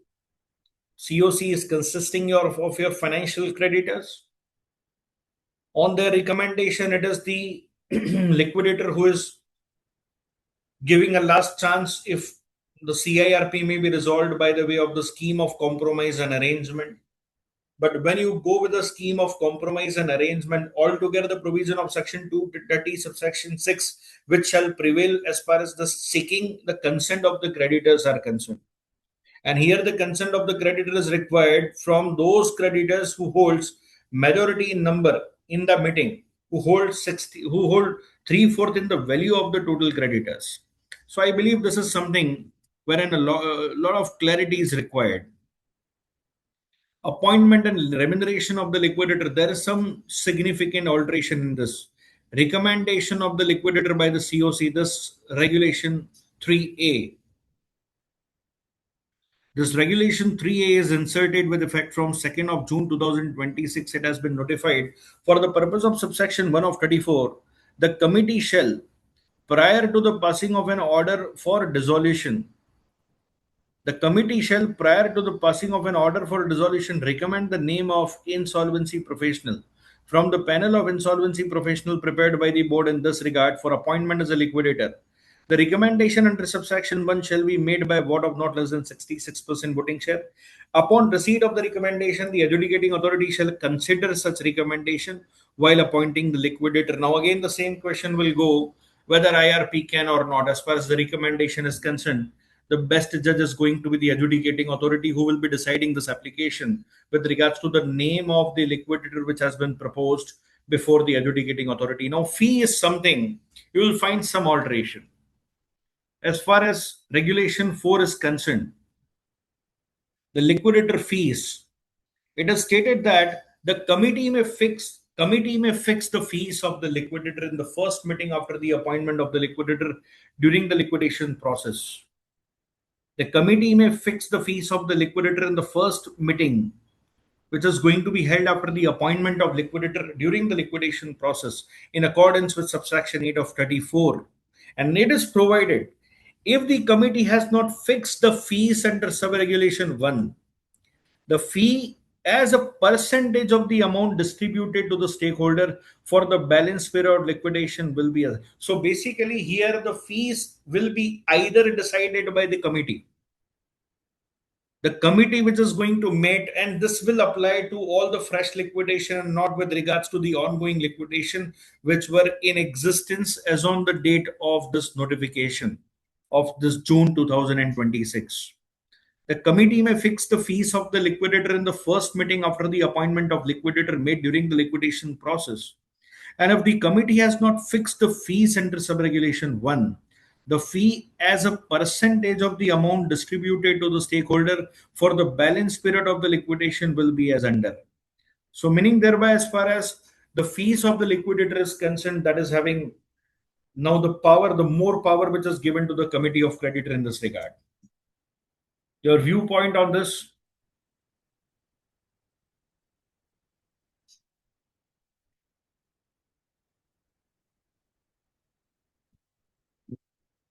Because as far as the liquidator's fees is concerned, earlier it was provided the fee payable to the liquidator shall be in accordance with the decision taken by the committee of creditor. Where no fix has been fixed under 1, the consultation committee may fix the fees of the liquidator in its first meeting.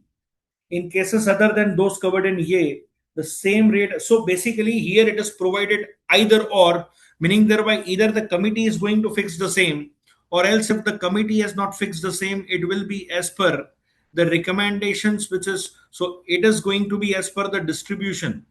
So committee, if it is not fixing under sub-regulation 1, the fees as percentage of the amount distributed to the stakeholder for the balance period of the liquidation, which is going to be provided as under. Now here the reporting has been reduced. In regulation 5, the liquidator shall prepare and submit the progress report and the final report prior to the dissolution. Whereas earlier it was the preliminary report, the asset memorandum, the progress report, the sell report, the minutes of consultation with the stakeholder, the final report prior to the dissolution. So here it is reduced to the liquidator shall prepare and submit the progress report and the final report, which is prior to the dissolution. The liquidator shall preserve a physical as well as the electronic copy of the reports referred in. So here the reports will only be final and the preliminary for 8 years after the dissolution of the corporate debtor. Subject to other provision of this regulation, the liquidator shall make report. So earlier it was minutes. Subsection 3 of subsection. Earlier it was the minutes referred in sub-regulation 1. Here it is just the report, which shall be made available to the stakeholder in either electronic or physical form. Here again, there are some changes with regards to regulation 7.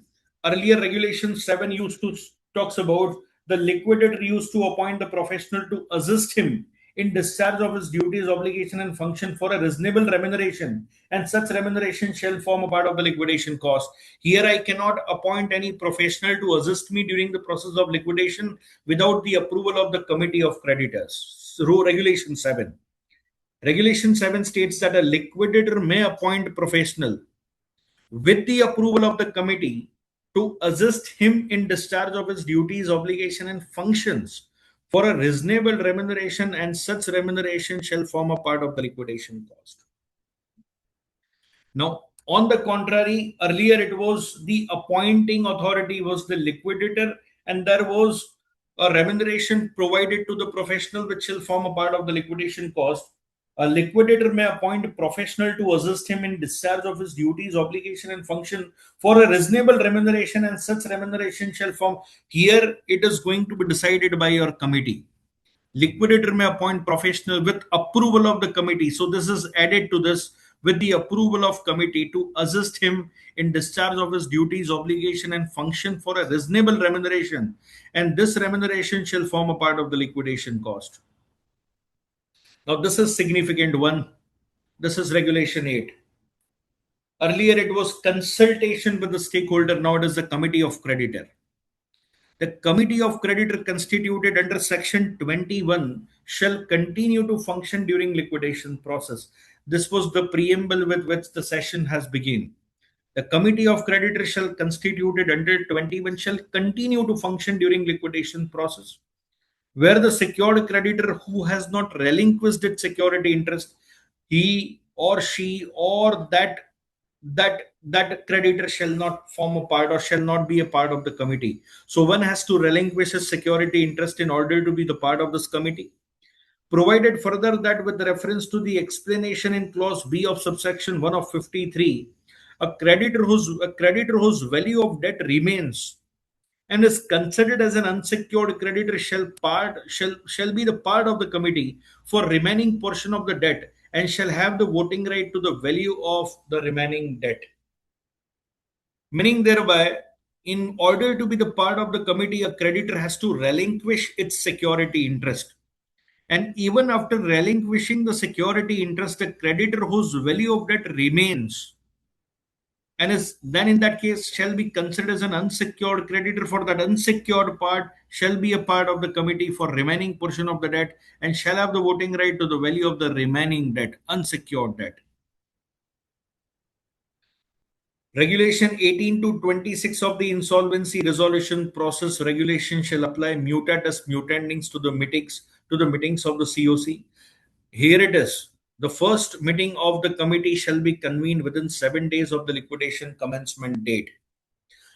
So there is an obligation or duty which is casted upon all the liquidator to communicate to the stakeholder consultation committee with regards to deconstitution of the committee, and it is very important to communicate to all the member of the COC.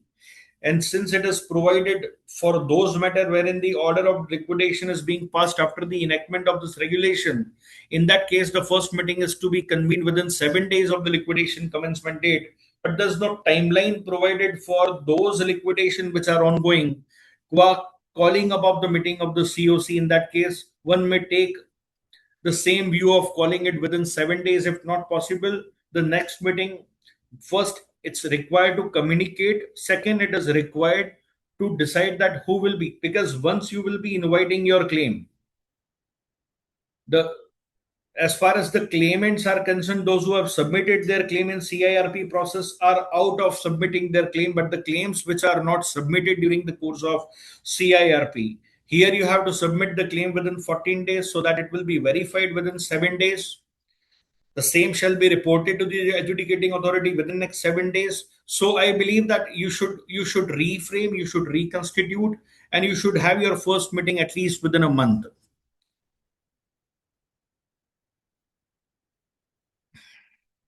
Now this is something which is and this is what is provided in 28A of the IBC. Now 8A, this regulation 8A has been added. So here the corporate guarantor which are in CIRP or the corporate guarantor which are in the liquidation, they have to, certainly with the approval of the COC and the creditor. So if the corporate guarantor is in the CIRP or the corporate guarantor which is in the liquidation and the corporate guarantor has given a guarantee, so whatever may be the property of that corporate guarantor, that property will be transferred to the property of the corporate debtor which is undergoing CIRP. Let's have a look on it. So this is a newcomer, or this is a novelty, regulation 8A, which talks about where the corporate debtor is a corporate guarantor undergoing liquidation process. The corporate debtor is a corporate guarantor undergoing liquidation process. The liquidator of such corporate debtor which has given the corporate guarantee shall coordinate with the resolution professional of the CD to whom such guarantee has been given regarding transfer of the asset in the corporate insolvency resolution process of the corporate debtor to whom such guarantee has been given. So now the guarantee, so both the assets of the corporate debtor and the assets of the personal guarantor will be forming a part of your information memorandum.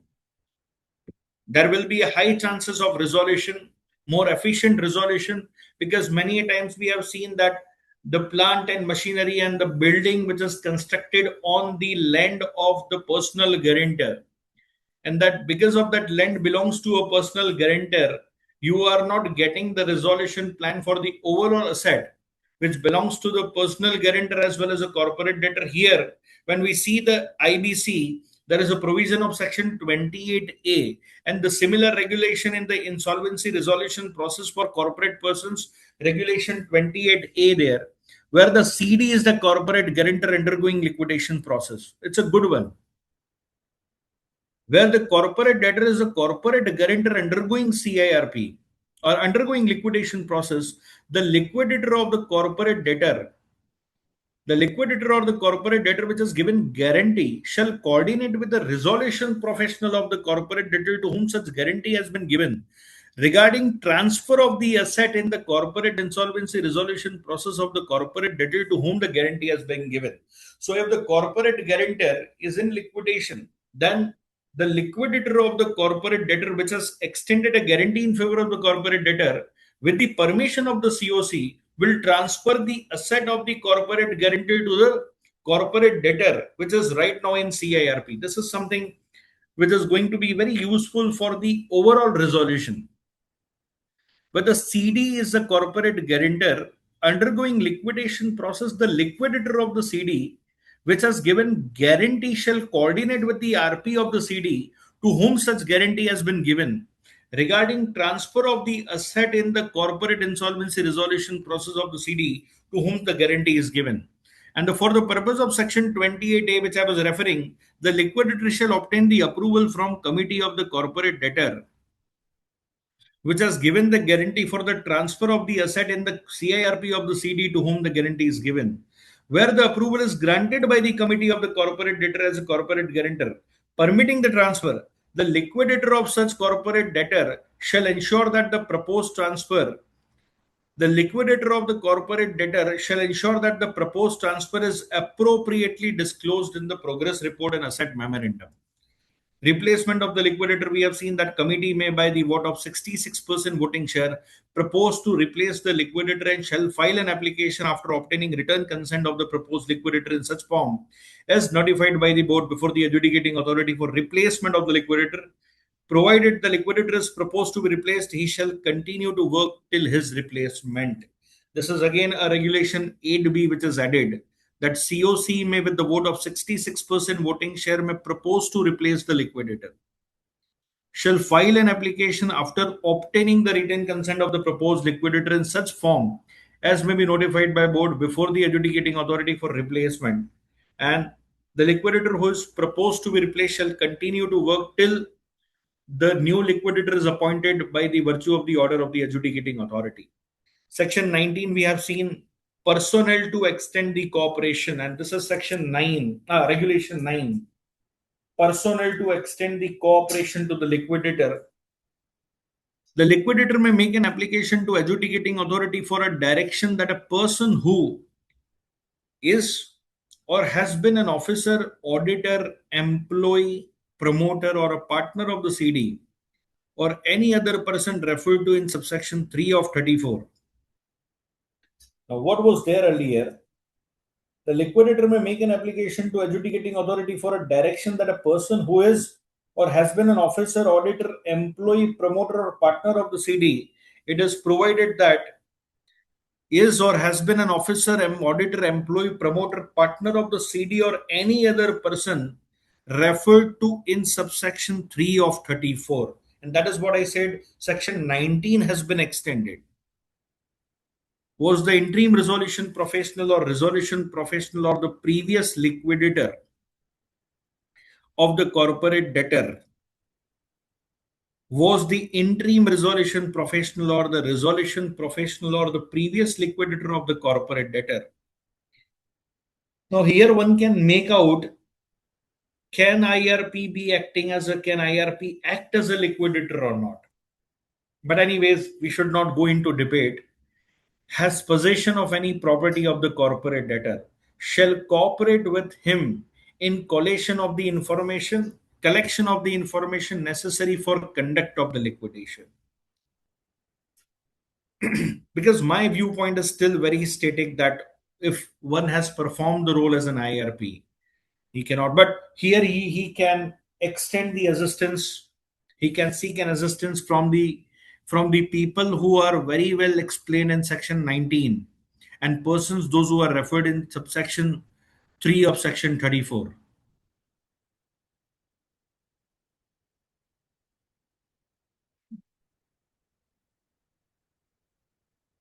Now this regulation 12, which talks about the public announcement, and earlier it was provided that the liquidator shall make a public announcement in Form B of Schedule 2 within 5 days from his appointment. The public announcement shall call upon stakeholders to submit their claim or update their claim submitted during CIRP as on the liquidation commencement date. Here the things have changed. The liquidator shall make public announcement in such format as notified by a board within 5 days from his appointment. This is all subsection 1. Subsection 2 is omitted. The subsection 2 which is omitted. Subsection 2 used to call upon the stakeholder to submit their claim. Last date for submission of claim 30 days from liquidation commencement date. Stakeholder does not submit its claim during liquidation process. The claim submitted by the stakeholder duly collected by the IRP or the RPS, the case may during CIRP, shall deem to be submitted. So this is all subsection sub-regulation 2 to regulation 12 is omitted. Rest of the things are same. Sub-regulation 3 is same.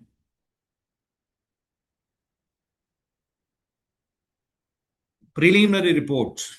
And as I said, the liquidator shall submit a preliminary report to the committee within 30 days from the liquidation commencement date, detailing the capital structure of the CD, estimate of its assets and liability as on liquidation commencement date based on the books of the corporate debtor. So earlier it was to the committee, that stakeholder consultation committee, the time frame has been reduced to 30 days. Earlier it was 75 days. Now again, early dissolution, what we can see is anytime after the preparation of the preliminary report. Now see when this decision can be taken. After the preparation of the preliminary report, if it appears to the liquidator that the realizable property of the CD are insufficient to cover the cost of the liquidation process. The realizable property of the CD are insufficient to even cover the cost of the liquidation or the affair of the CD. Do not require any further investigation. He shall place the agenda in this regard before the COC. And if it decides by a voting of not less than 66% for early dissolution, he shall apply along with a detailed report incorporating decision of the committee to the adjudicating authority for early dissolution of the CD and for necessary direction in respect of such dissolution. Earlier it was he used to consult the consultation committee, and if advised for early dissolution, he may apply along with a detailed report incorporating the views of the committee for early dissolution of the corporate debtor and for necessary direction, whereas now it is provided that the committee's consent is mandatory, that he is going to place the agenda before the committee. The committee is going to decide by the voting percentage of 66% voting share for sake of early dissolution, and he shall apply along with the detailed report incorporating the decision of the COC to adjudicating authority for early dissolution. Progress report we have seen within 15 days. The liquidator shall submit the progress report in format stipulated by the board to be placed before the committee by the adjudicating authority as under. State what you are going to place it. So everything which was there in the reports, now it is going to be a part of the progress report. The statement indicating the progress in liquidation, including minutes of the committee meeting, assets memorandum, sell report, settlement of the list of stakeholder, detail of any property that remained to be sold and realized, distribution made to the stakeholder, distribution of unsold property made to the stakeholder.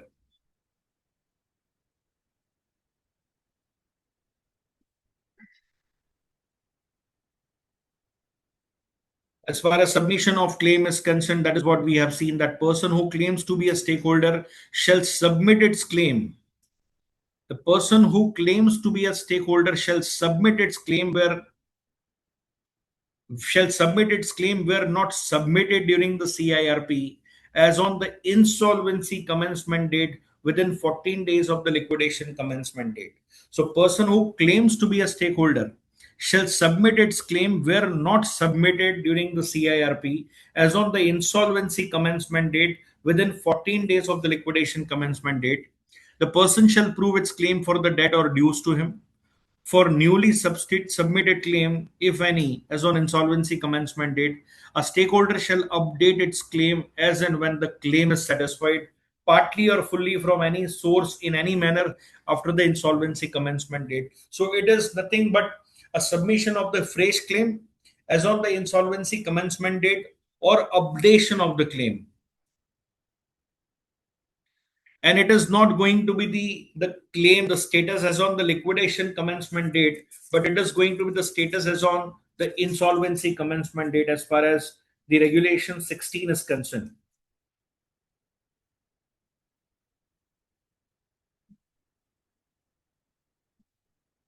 A person claiming to be an operational creditor of the CD other than a workman and employee shall submit the proof of claim to the liquidator in person by post electronic means as format as may be notified by board. So this is something which I don't feel that there is a substantial alteration in that claim by stakeholders. Now this is section 52, which is quite relevant. Regulation 21A.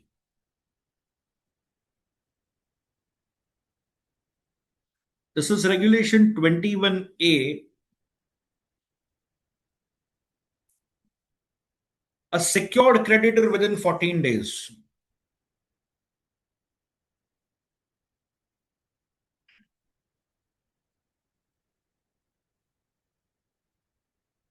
So a secured creditor within 14 days shall inform the liquidator of its decision to relinquish its security interest to the liquidation estate or realize its security interest as the case may be in such format as may be notified by board. So this is the time frame which is provided that if I'm a secured creditor, I shall be intimating the liquidator of my decision whether I will be relinquishing the security interest to the liquidation estate or I should realize it as the case may be in such. So I will be intimating within 14 days. Where the secured creditor does not intimate its decision within 14 days of the liquidation commencement date, the asset covered under the security interest shall deem to be relinquished to the liquidation estate. The time frame which is altered, I'm reading it again. The secured creditor within 14 days shall inform the liquidator of its decision to relinquish its security interest to the liquidation estate or realize its security interest as the case may be in such format as may be notified by board. And where the secured creditor does not intimate its decision within 14 days from liquidation commencement date, the assets covered under the security interest shall deem to be relinquished and shall form a part of the liquidation estate. Now, this is quite relevant. Where the secured creditor proceeds to realize its security interest,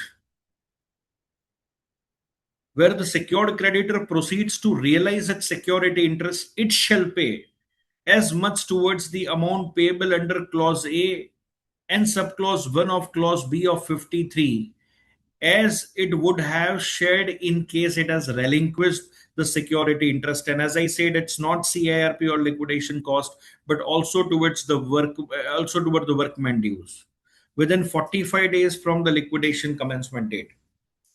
I said as much as towards the amount payable under clause A and subclause 1 of clause B of 53 as it would have been shared in case it had relinquished the security interest to the liquidator within 45 days from the liquidation commencement date. Within 45 days, one has to pay to that liquidation estate. The excess of the realized value of the asset, which is subject to secured interest over the amount of his claim admitted to the liquidator within 90 days from the liquidation commencement date. So anything over and above my claim, the excess of the realized value of the asset, which is subject to any security interest over the amount of my claim which is admitted to the liquidator within 90 days from the liquidation commencement date, provided that where the amount payable under this sub-regulation is not certain by the date of the amount is payable under this regulation, the secured creditor shall pay the amount as estimated by the liquidator. So this is something which is, but this is an area of conflict between the COC member with the one who relinquished vis-a-vis the one who realized it outside the liquidation process.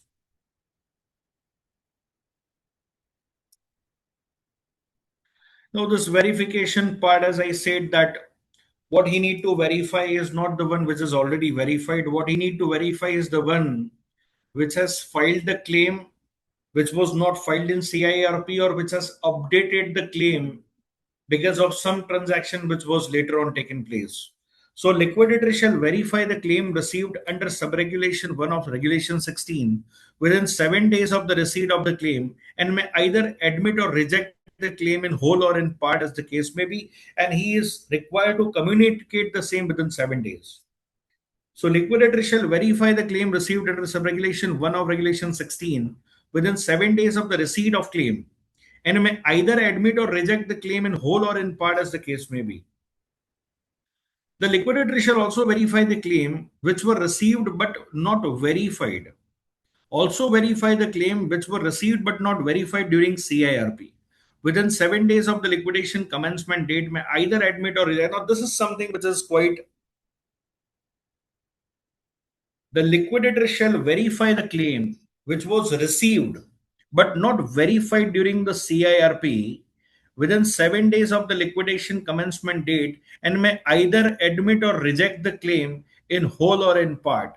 So meaning thereby the one has to keep a track with regards to those claims which were received and not verified. But I believe that this is something which is not practically possible, because if I'm submitting the claim and I've not received any communication with regards to admission of the claim or rejection of my claim, I being an aggrieved shall be before the adjudicating authority long back. But still there are so many claims which IRP or the RP has received, but it was not verified by the IRP or RP. I have to deal with those claims within 7 days of the liquidation commencement date and may either admit or reject the claim in whole or in part. So they are not supposed to file their claim back. If I have filed my claim in the CIRP process and there was no verification done by the IRP or RP, there is no requirement for me to file my claim back because I've already filed it. But since I've already filed it, which is not verified, it's a liquidator who need to verify the same. The liquidator shall not re-verify the claim which has already been verified during CIRP, provided further that where the liquidator reject the claim, he shall record in writing the reason of such rejection. The liquidator shall communicate its reason of admission or rejection of the claim with reasons to the stakeholder within 7 days of the admission or rejection of the claim. Now this is all about 56. Now 56 has been substituted, and substituted to an extent that I will be filing my claim. So you need to read it with regulation 16. I have to file it within 7 days. I have to file it within 14 days. And liquidator has to verify within 7 days of the receipt of the claim, may either admit or reject in full or in part, but I'm bound to communicate the same within 7 days. And I'm going to verify those claims which were received in CIRP, but it was not verified within 7 days from the liquidation commencement date and may either admit or reject. And I will not be re-verifying the same, but I will be dealing with those claims which I have received, but there was no verification been done by RP or RP, and I have to communicate the same within 7 days. Now this is what regulation 30 is all about. Now this is regulation 31, list of stakeholders. So 14 days I'm going to deal with the fresh claims, but from those claimants, those who have not submitted their claim previously, and I'm going to deal with the claims which were received in the CIRP but not verified. And what I'm going to do is post 14 days, I'll be verifying the same within 7 days. And I will be communicating of its admission, rejection in full or part to them, and I'm also required to intimate the same to the adjudicating authority with regards to the list of stakeholder. The liquidator shall prepare the list of stakeholder category wise on the basis of the proof of the claim submitted and accepted under this regulation, with the amount of claim admitted, extent to which the debt or dues are secured, details of the stakeholder, proof admitted or rejected in part, and the proof wholly rejected. The liquidator shall file the list of the stakeholder with the adjudicating authority within 30 days from the last date of the receipt of the claim. So last date of the receipt of the claim is 14 days, and within 30 days, so up to 44 days, I have to communicate the list of stakeholder with the adjudicating authority. So this is what been provided in sub-regulation 2 of 31. That liquidator shall file the list of stakeholder with the adjudicating authority within 30 days from the last date of the receipt of the claim.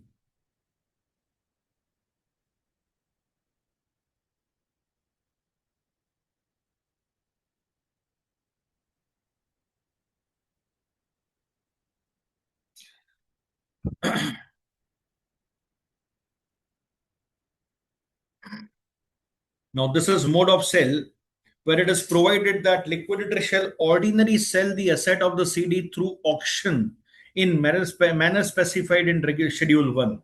So, no private sell. And if private sell, yes, with to a specified seller with the permission of the adjudicating authority. So, liquidator shall ordinarily sell the asset of the CD through auction in manner specified in Schedule 1. If the liquidator shall not sell the assets, I said the liquidator shall not sell the assets without the prior permission of the adjudicating authority under this regulation. I cannot sell the assets without the prior permission of the adjudicating authority under this section. So that is inclusive of the sell through auction to a related party of the CD, subject to proviso of clause F of subsection 1 of 35. His related party, that is liquidator's related party, or any professional appointed by him. So, liquidator shall not sell the asset without the prior permission of the adjudicating authority under this subregulation to a related party of the CD, his related party, or any professional appointed by him. I cannot sell without the permission of the adjudicating authority if I'm selling the asset of the CD to the related party of the CD, or to the relative of the liquidator, or to a professional appointed by him. And there is no bar on the relative of the professional appointed by him. The liquidator may sell the asset of the CD by means of private sale only after the permission of the COC with voting share of 66. So I am going to endeavor to sell the asset through auction. I may sell the asset of the CD by the means of private sale with the permission of the committee with 66% voting share. When asset is perishable, I can sell with the permission of the COC with 66% voting share. Asset is likely to deteriorate its value significantly if not sold immediately. The permission of the adjudicating authority has been obtained for such sale. I can sell it in such circumstances through private sale. But the liquidator shall not sell the assets by the way of private sale to again his related party of the CD, and professional appointed by him. So this is something wherein some sort of changes are there in with regards to the mode of sale. That I cannot ordinarily sell the asset of the CD other than through an auction. I can sell it through an auction in a manner specified in 1. Liquidator shall not sell without the permission of the adjudicating authority, even though through auction, to related party of the CD, or to its own self, or to its own related parties, to its own related party, or to the professional appointed by him. And I cannot sell it through private sale. Private sale can be permitted only with the permission of the COC in case if the asset is of that nature which is perishable, asset is likely to deteriorate its value if not sold immediately, or the permission of the adjudicating authority has been obtained for private sale. But I cannot sell it privately, or I cannot sell any asset through private sale to related party of the CD, or to the related party of the liquidator, or to professional appointed by him.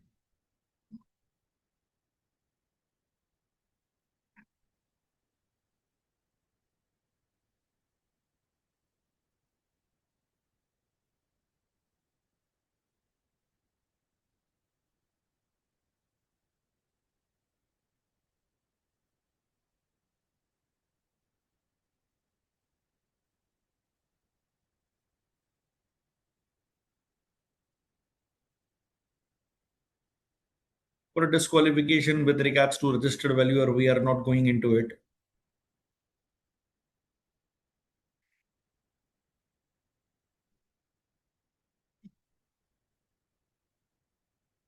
Now, this is related to section 52, what we studied, that a secured creditor who seeks to realize its security interest under 52 shall intimate the liquidator of the price at which he proposed to realize its security interest.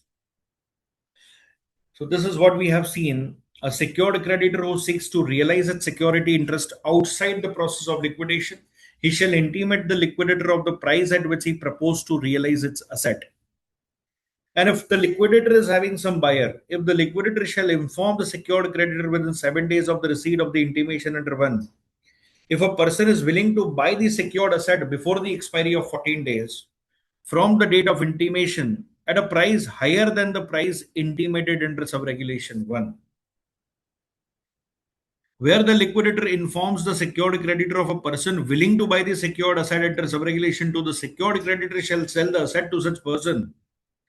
If the liquidator does not inform the secured creditor in accordance with subregulation 2, the person or the person does not buy the secured asset in accordance with subregulation 2, the secured creditor may realize the secured asset in a manner as it deemed fit, but at least the price intimated under subregulation 1. So that secured creditor under an obligation to realize the security interest at least at a price which is informed at the time when he has informed his intention.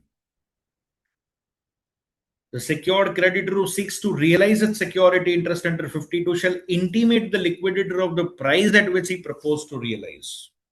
And this is what when provided if the liquidator does not inform the secured creditor in accordance with subregulation 2, or the person does not buy the secured asset in subregulation 2, the secured creditor may realize the security interest in a manner it deemed fit, but at least at a price intimated under subregulation 1. If not, then what is going to be the stage that shall form a part of the liquidation estate?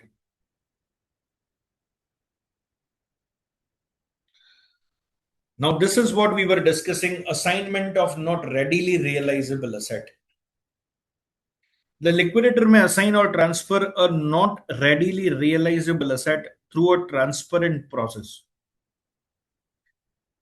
with the prior approval of the committee of creditor for a consideration to any person who is eligible to submit a plan for insolvency resolution of the corporate debtor. For the purpose of this subregulation, not readily realizable asset means any asset included in the liquidation estate which could not be sold through available options and include contingent or disputed asset and the asset underlying the proceedings for preferential, undervalued, extraordinate, fraudulent. But here what I wanted to understand is there is no consideration to such asset. Even if I assign it,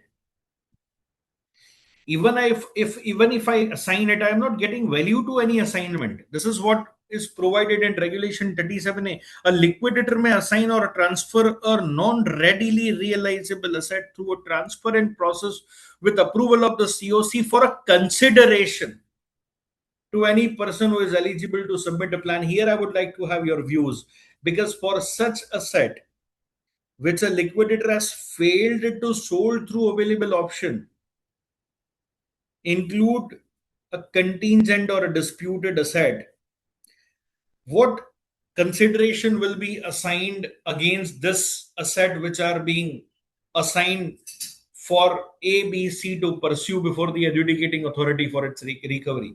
What consideration you are getting out of this assignment is my question. I think we had a discussion when we were discussing the changes in the code before shifting to the regulation. I will invite your views in this regard. Regulation 37A.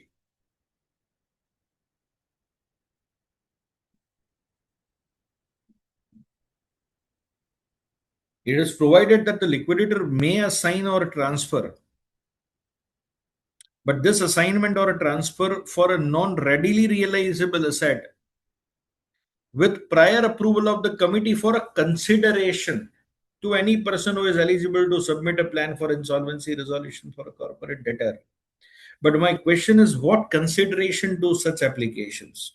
What consideration to such not readily realizable asset.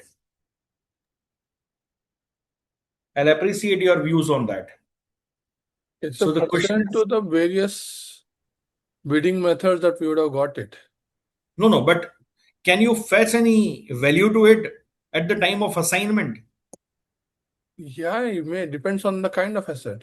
So my question is, if section 66 application or 43 application worth claim of 10 CR, can Uh-huh. this 10, that 10 CR is a contingent asset Uh-huh. which is subject to the disposal by the adjudicating authority? Uh-huh. Because your dissolution application is pending and COC is deciding to hand over this asset to the person eligible under 29A to place a resolution plan. Uh-huh. Can that person is going to pay consideration for such assignment is my question. So, we are not here. One is you could also assign it to the COC itself, right? The messaging here is you can assign to COC itself. Any person is interested. You can assign to COC member who says that key whenever they realize they'll distribute everyone without any cut. If you're assigning it to a third person, it's a function of the value that he's putting and whether COC is in agreement with that. Let's not call it COC. Let's not call it COC because I believe if the dissolution is passed, what COC all about? And yes, please. No. I'm saying that a committee member, you can actually formally assign at the time of dissolution, prior to dissolution, you can enter into a memorandum of assignment. You Right. can actually give it back to the committee member who takes up the responsibility of distribution, if any realization. So, But my question is, at what consideration, sir? Are we getting any consideration to that? no, if you're not getting it, is zero. Yes, this is what my point is. Because when you see regulation 37A, assignment or transfer of NRRA through a transparent process with approval of the COC for a consideration to any person who is eligible to submit a plan for insolvency resolution of the corporate debtor. I may not fetch any value to it, but without consideration, I cannot transfer or I cannot assign. Because when you see consideration, that consideration shall form a part of my liquidation estate then.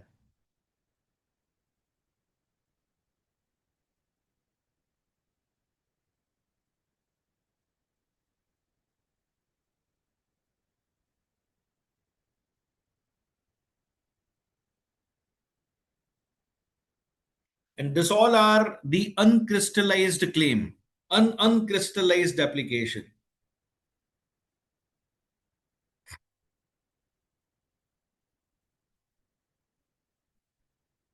And here it is the point, distribution of unsold asset. But certainly it is not talking about those transactions which are pending in the nature of the PUFE 43, 66, 49. The liquidator may, with the approval of the committee, with the permission of the adjudicating authority, distribute among the stakeholder an asset.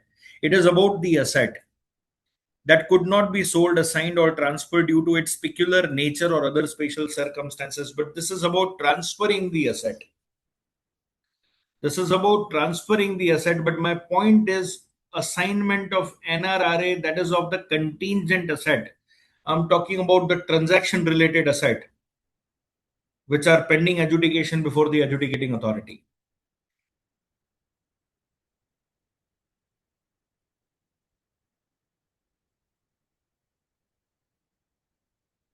I believe that this it's not in line with the timeline which is other. So the timeline which is curtailed to 180 days. The timeline which is curtailed to 180 days, again we have seen an provision of section 33 1A, wherein there was the COC is given an opportunity to restore the CIRP. So everything, if it is being done to curtail the process, everything which is being done to curtail the timeline, everything which is being done to early resolve the issues of CIRP or removing the cost of keeping the company as a going concern out of the liquidation cost, no liquidator would love to put any efforts to keep the corporate debtor as a going concern because that cost is not forming a part of the liquidation cost. So everything is being aimed to either resolve or to liquidate. within a timeliness, within a given or specified timeliness, why such kind of NRRA transactions are left with no regulation, no rules, no provisions, and with no lifeline, with no timeline, with no guardian? Because no, this is the biggest thing which is right now impacting the PGs. And I've seen so many PGs, those who are willing to come up very openly before the RPs, those who are willing to come very clearly and very clean before the adjudicating authority that this is the only residential asset we are left with. But because Section 66 application is pending, because Section 43 application is pending, the fear is that high, the reservations are so high, they are not giving the details about their whereabouts.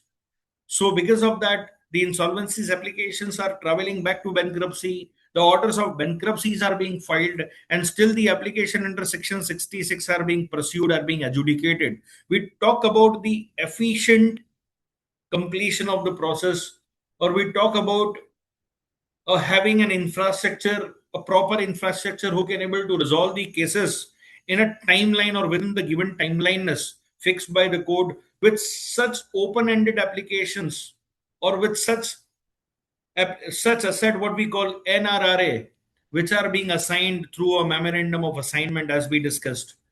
My question is, there is no fate to it, there is no recovery to it, there is no value addition to it, or there is no benefit to it to any stakeholders.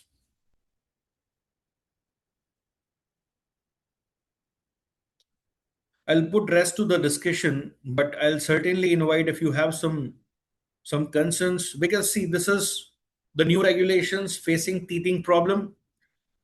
Here, the interpretation of this regulations may fall differently on different head, and that's why this is a kind of forum, or this is a kind of, you can say, a mechanism through which such discussions may be prolonged, may we reach out to a conclusion wherein we can get something out of it. But I'll be accepting all the queries which are coming from your side.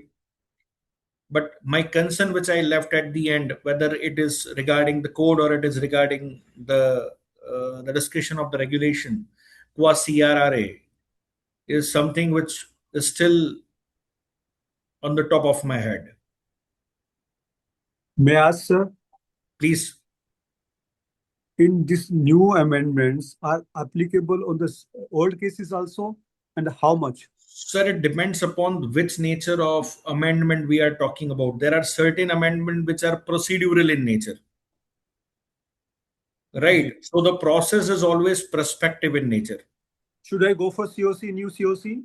Yes, Or- you are not going to invite claim for constitution. So whatever COC was constituted and whatever claims you have accepted, admitted as on insolvency commencement date, you need to notify the member of the COC, vis-a-vis you need to notify the member of the SCC regarding its dissolution due to omission of the regulation pertaining to SCC.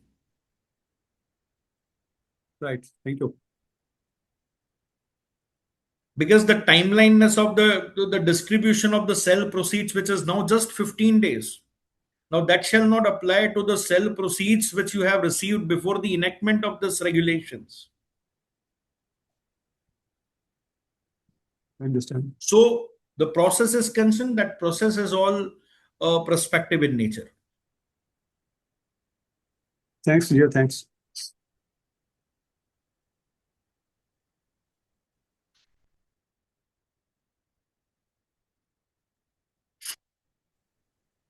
Sir, in the case of Section 38, Regulation 38, where the assets are distributed which were not sold hitherto, now that there is Section 54, subsection 2A, in that, if at all any asset that couldn't be sold and the liquidation period is getting ended, then the COC can take the call about those assets and then To be transferred, yes. Yeah. and then they can file for the dissolution. Yes, sir. Yes, sir. So in the case of an asset, there was only one, let us take an example. There is only one COC member, that is the nationalized bank, who are not interested to take it back to their balance sheet, these assets which are transferred to them on account of Section 38, Regulation 38. But what could they do with this particular thing, and what sort of minutes, how the COC should handle these assets post dissolution? That is also the query coming from the bankers. So the asset which was left Unsold, or the liquidator failed to sell it through the available mechanism, you can yeah. transfer it. And as you said, it was transferred to the secured creditor, the sole secured creditor. And since the order of dissolution is passed and the sole secured creditor, which is bank, don't want to hold it, because ultimately banker has nothing to do with the asset, because though only here in this case the proceedings which talks about selling an asset to a creditor and creditor not willing to retain that particular asset on the books, so question always goes to square one. Then why such decision of the COC which is not permitted by the COC later on, because it is the same committee member who decided to transfer it to itself in its own name. Tomorrow the same creditor don't wish to hold that asset in its own name, so what is the rationale of selling it to its own self? What are the options left to them? Because we No, are forcing option them is to always in that circumstances. What I believe is, as far as the asset is concerned, which was not sold in spite putting some efforts, in that circumstances, if the sole member is the sole member is the ultimate COC member who is going to gain the property, so one side he is passing a resolution for transfer, contrary he is not willing to retain in its books, I believe the extension is the only applicable way out or the mechanism through which you can dispose of the asset, part away or appropriate the liquidation cost, CIRP cost, and get the amount distributed among the creditor. Because the sole COC member cannot decide the same thing differently at different junction. One side he is passing a resolution for transfer, other side post dissolution is not willing to hold it, because post dissolution he will left with no option, because in that case even I don't believe that post dissolution of the CD he will be having any option left for its auction through its own procedure, because neither Sarfasi is going to apply in that case nor this IBC is going to apply. How he is going to hold it, how it's going to dispose it of them? That is exactly my question, sir. see, see, Section 30, Regulation 38 is mandatory on the part of the liquidator. Closure of the liquidation by virtue of the timelines given by the code is also mandatory. So now there is only one or two members of the COC. They are mostly they are all nationalized banks. And how should we deal with it? You are saying Because extension. The NCLT is not prepared to give the extension.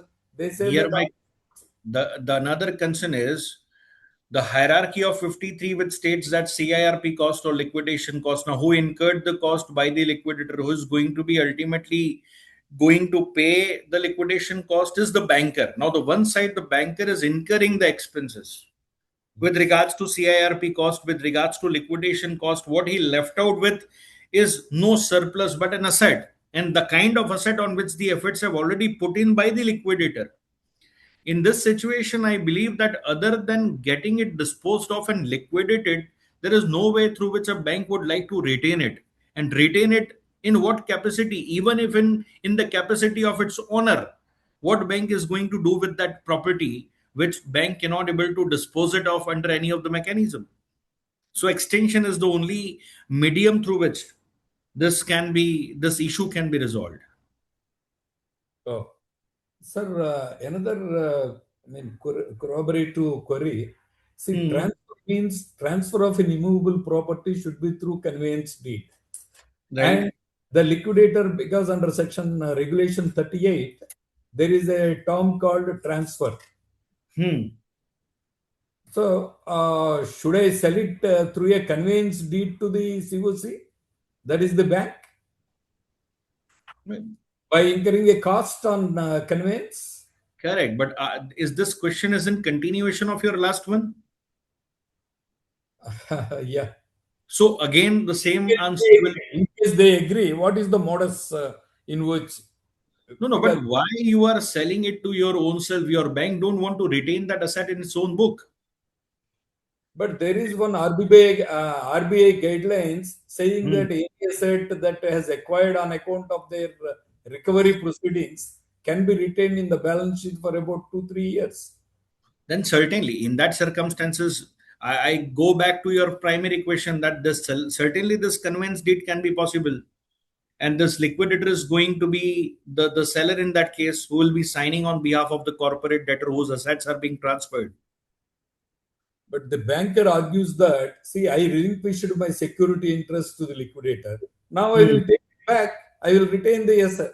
That means, so we are all left with no entry.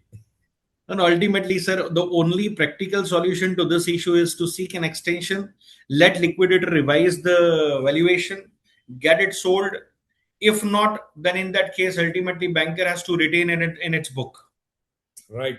Thank you. Thank you. Because this procedure is going to be a costly affair for the banker as well on the terms of the liquidation cost. Right. Thank you. Yes.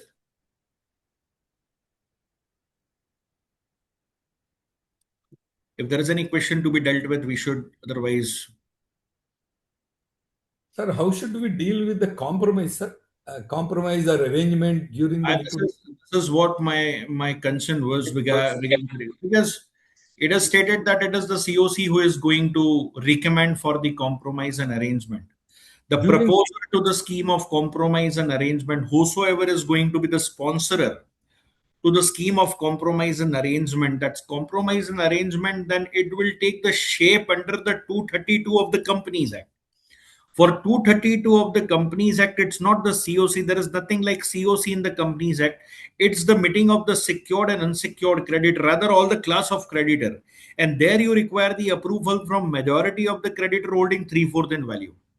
So this is quite conflicting in terms of seeking recommendation from COC is one thing, but to bringing the corporate debtor out of the CIRP through the scheme of compromise and arrangement, in that circumstances, you need to have a separate meeting of the creditor, separate consent of the creditor, wherein the COC will be holding no worth or no say. They will be casting the result, they will be casting their vote just like any other operational creditor or other unsecured creditor. So I believe that this is something wherein some clarity has to be there, through which the requirement under the company law should align with or either the requirement of the IBC should be aligned with the provisions of the corporate law in given circumstances. Otherwise, it is quite conflicting in the nature. Sir, what I understood is the decision to go in for compromise will be taken by the committee of creditors. Correct. And the procedure shall be adhered to as per section 230. Companies Act. That's what I thought to be. But again, sir, that is what I'm telling. Suppose if me and you are the COC member, we have consented to the liquidator to make an attempt to revive the corporate debtor through scheme of compromise and arrangement. So we with 100% voting shares have consented. But for the sake of that, taking the last records of the scheme of compromise and arrangement, now that require the meeting of all the creditors. Yeah. That requires the meeting of not just the member of the COC who are the financial creditor and getting the seat in the COC. There you require the consent from almost all the creditors, irrespective of the fact whether a creditor has submitted its claim or not, because now the locus will be on the liquidator to issue notice to all the creditor based on the debts which are there in the books of the company, the corporate debtor. And this procedure in no case can be here and there within the time frame which is prescribed for the same, that is 90 days. You can see any scheme matters which are pending before the adjudicating authority. Can any scheme matters get disposed of within the time frame of 90 days? If it gets delayed before the courts, it is no longer a delay. Absolutely. Yes. But yes, there I have need to be some harmony. Yes. technical clue I got it, sir. In the case of operational creditors, if they are constituting more than 10%, we would be inviting them one representative to the committee of creditors meeting. In this case, they were saying only 67% or something under 230 or 3/4. So when Majority will be 3/4. Yes. the majority is, say, even there are no operational creditor representative, that means 90% is theirs only, more than 90% is financial creditors. So you are saying all the creditors, whether they put up the claim or not. Yes, that is what my understanding, because it's creditor means creditor. Now here you cannot only rely upon the creditor, those who have submitted claim. If I go by the virtue of section 230 don't have any such kind of provisions or the regulation which talks about you are supposed to, because there is no invitation of claim. So here there is a requirement to have a proper bridge between the provisions of the Companies Act vis-a-vis the provisions of the IBC. Otherwise, practically, this sounds quite difficult to implement. Okay. And you cannot just go by with the permission of the COC, even under section 230 subsection 6. By calling COC meeting, you can get the scheme sanction. No.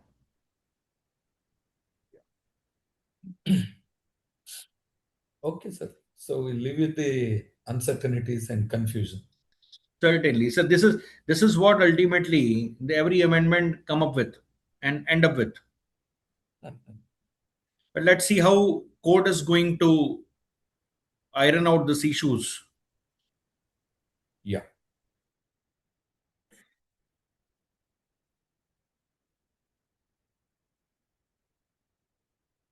If any further concerns are there to address upon.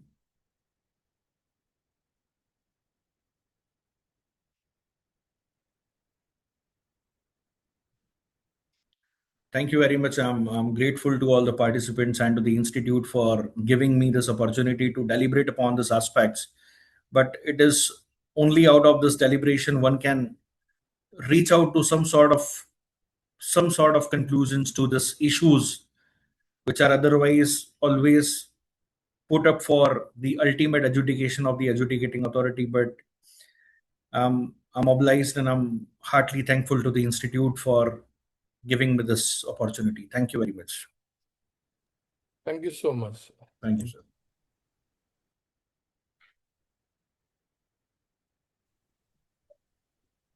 Thank you, sir.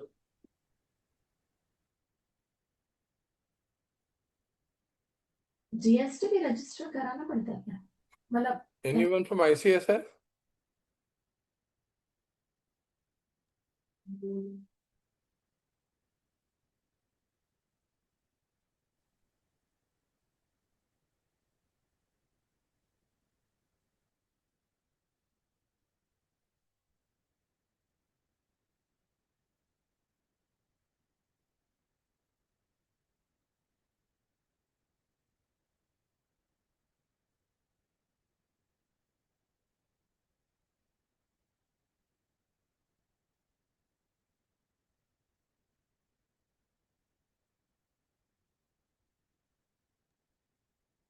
Can we leave?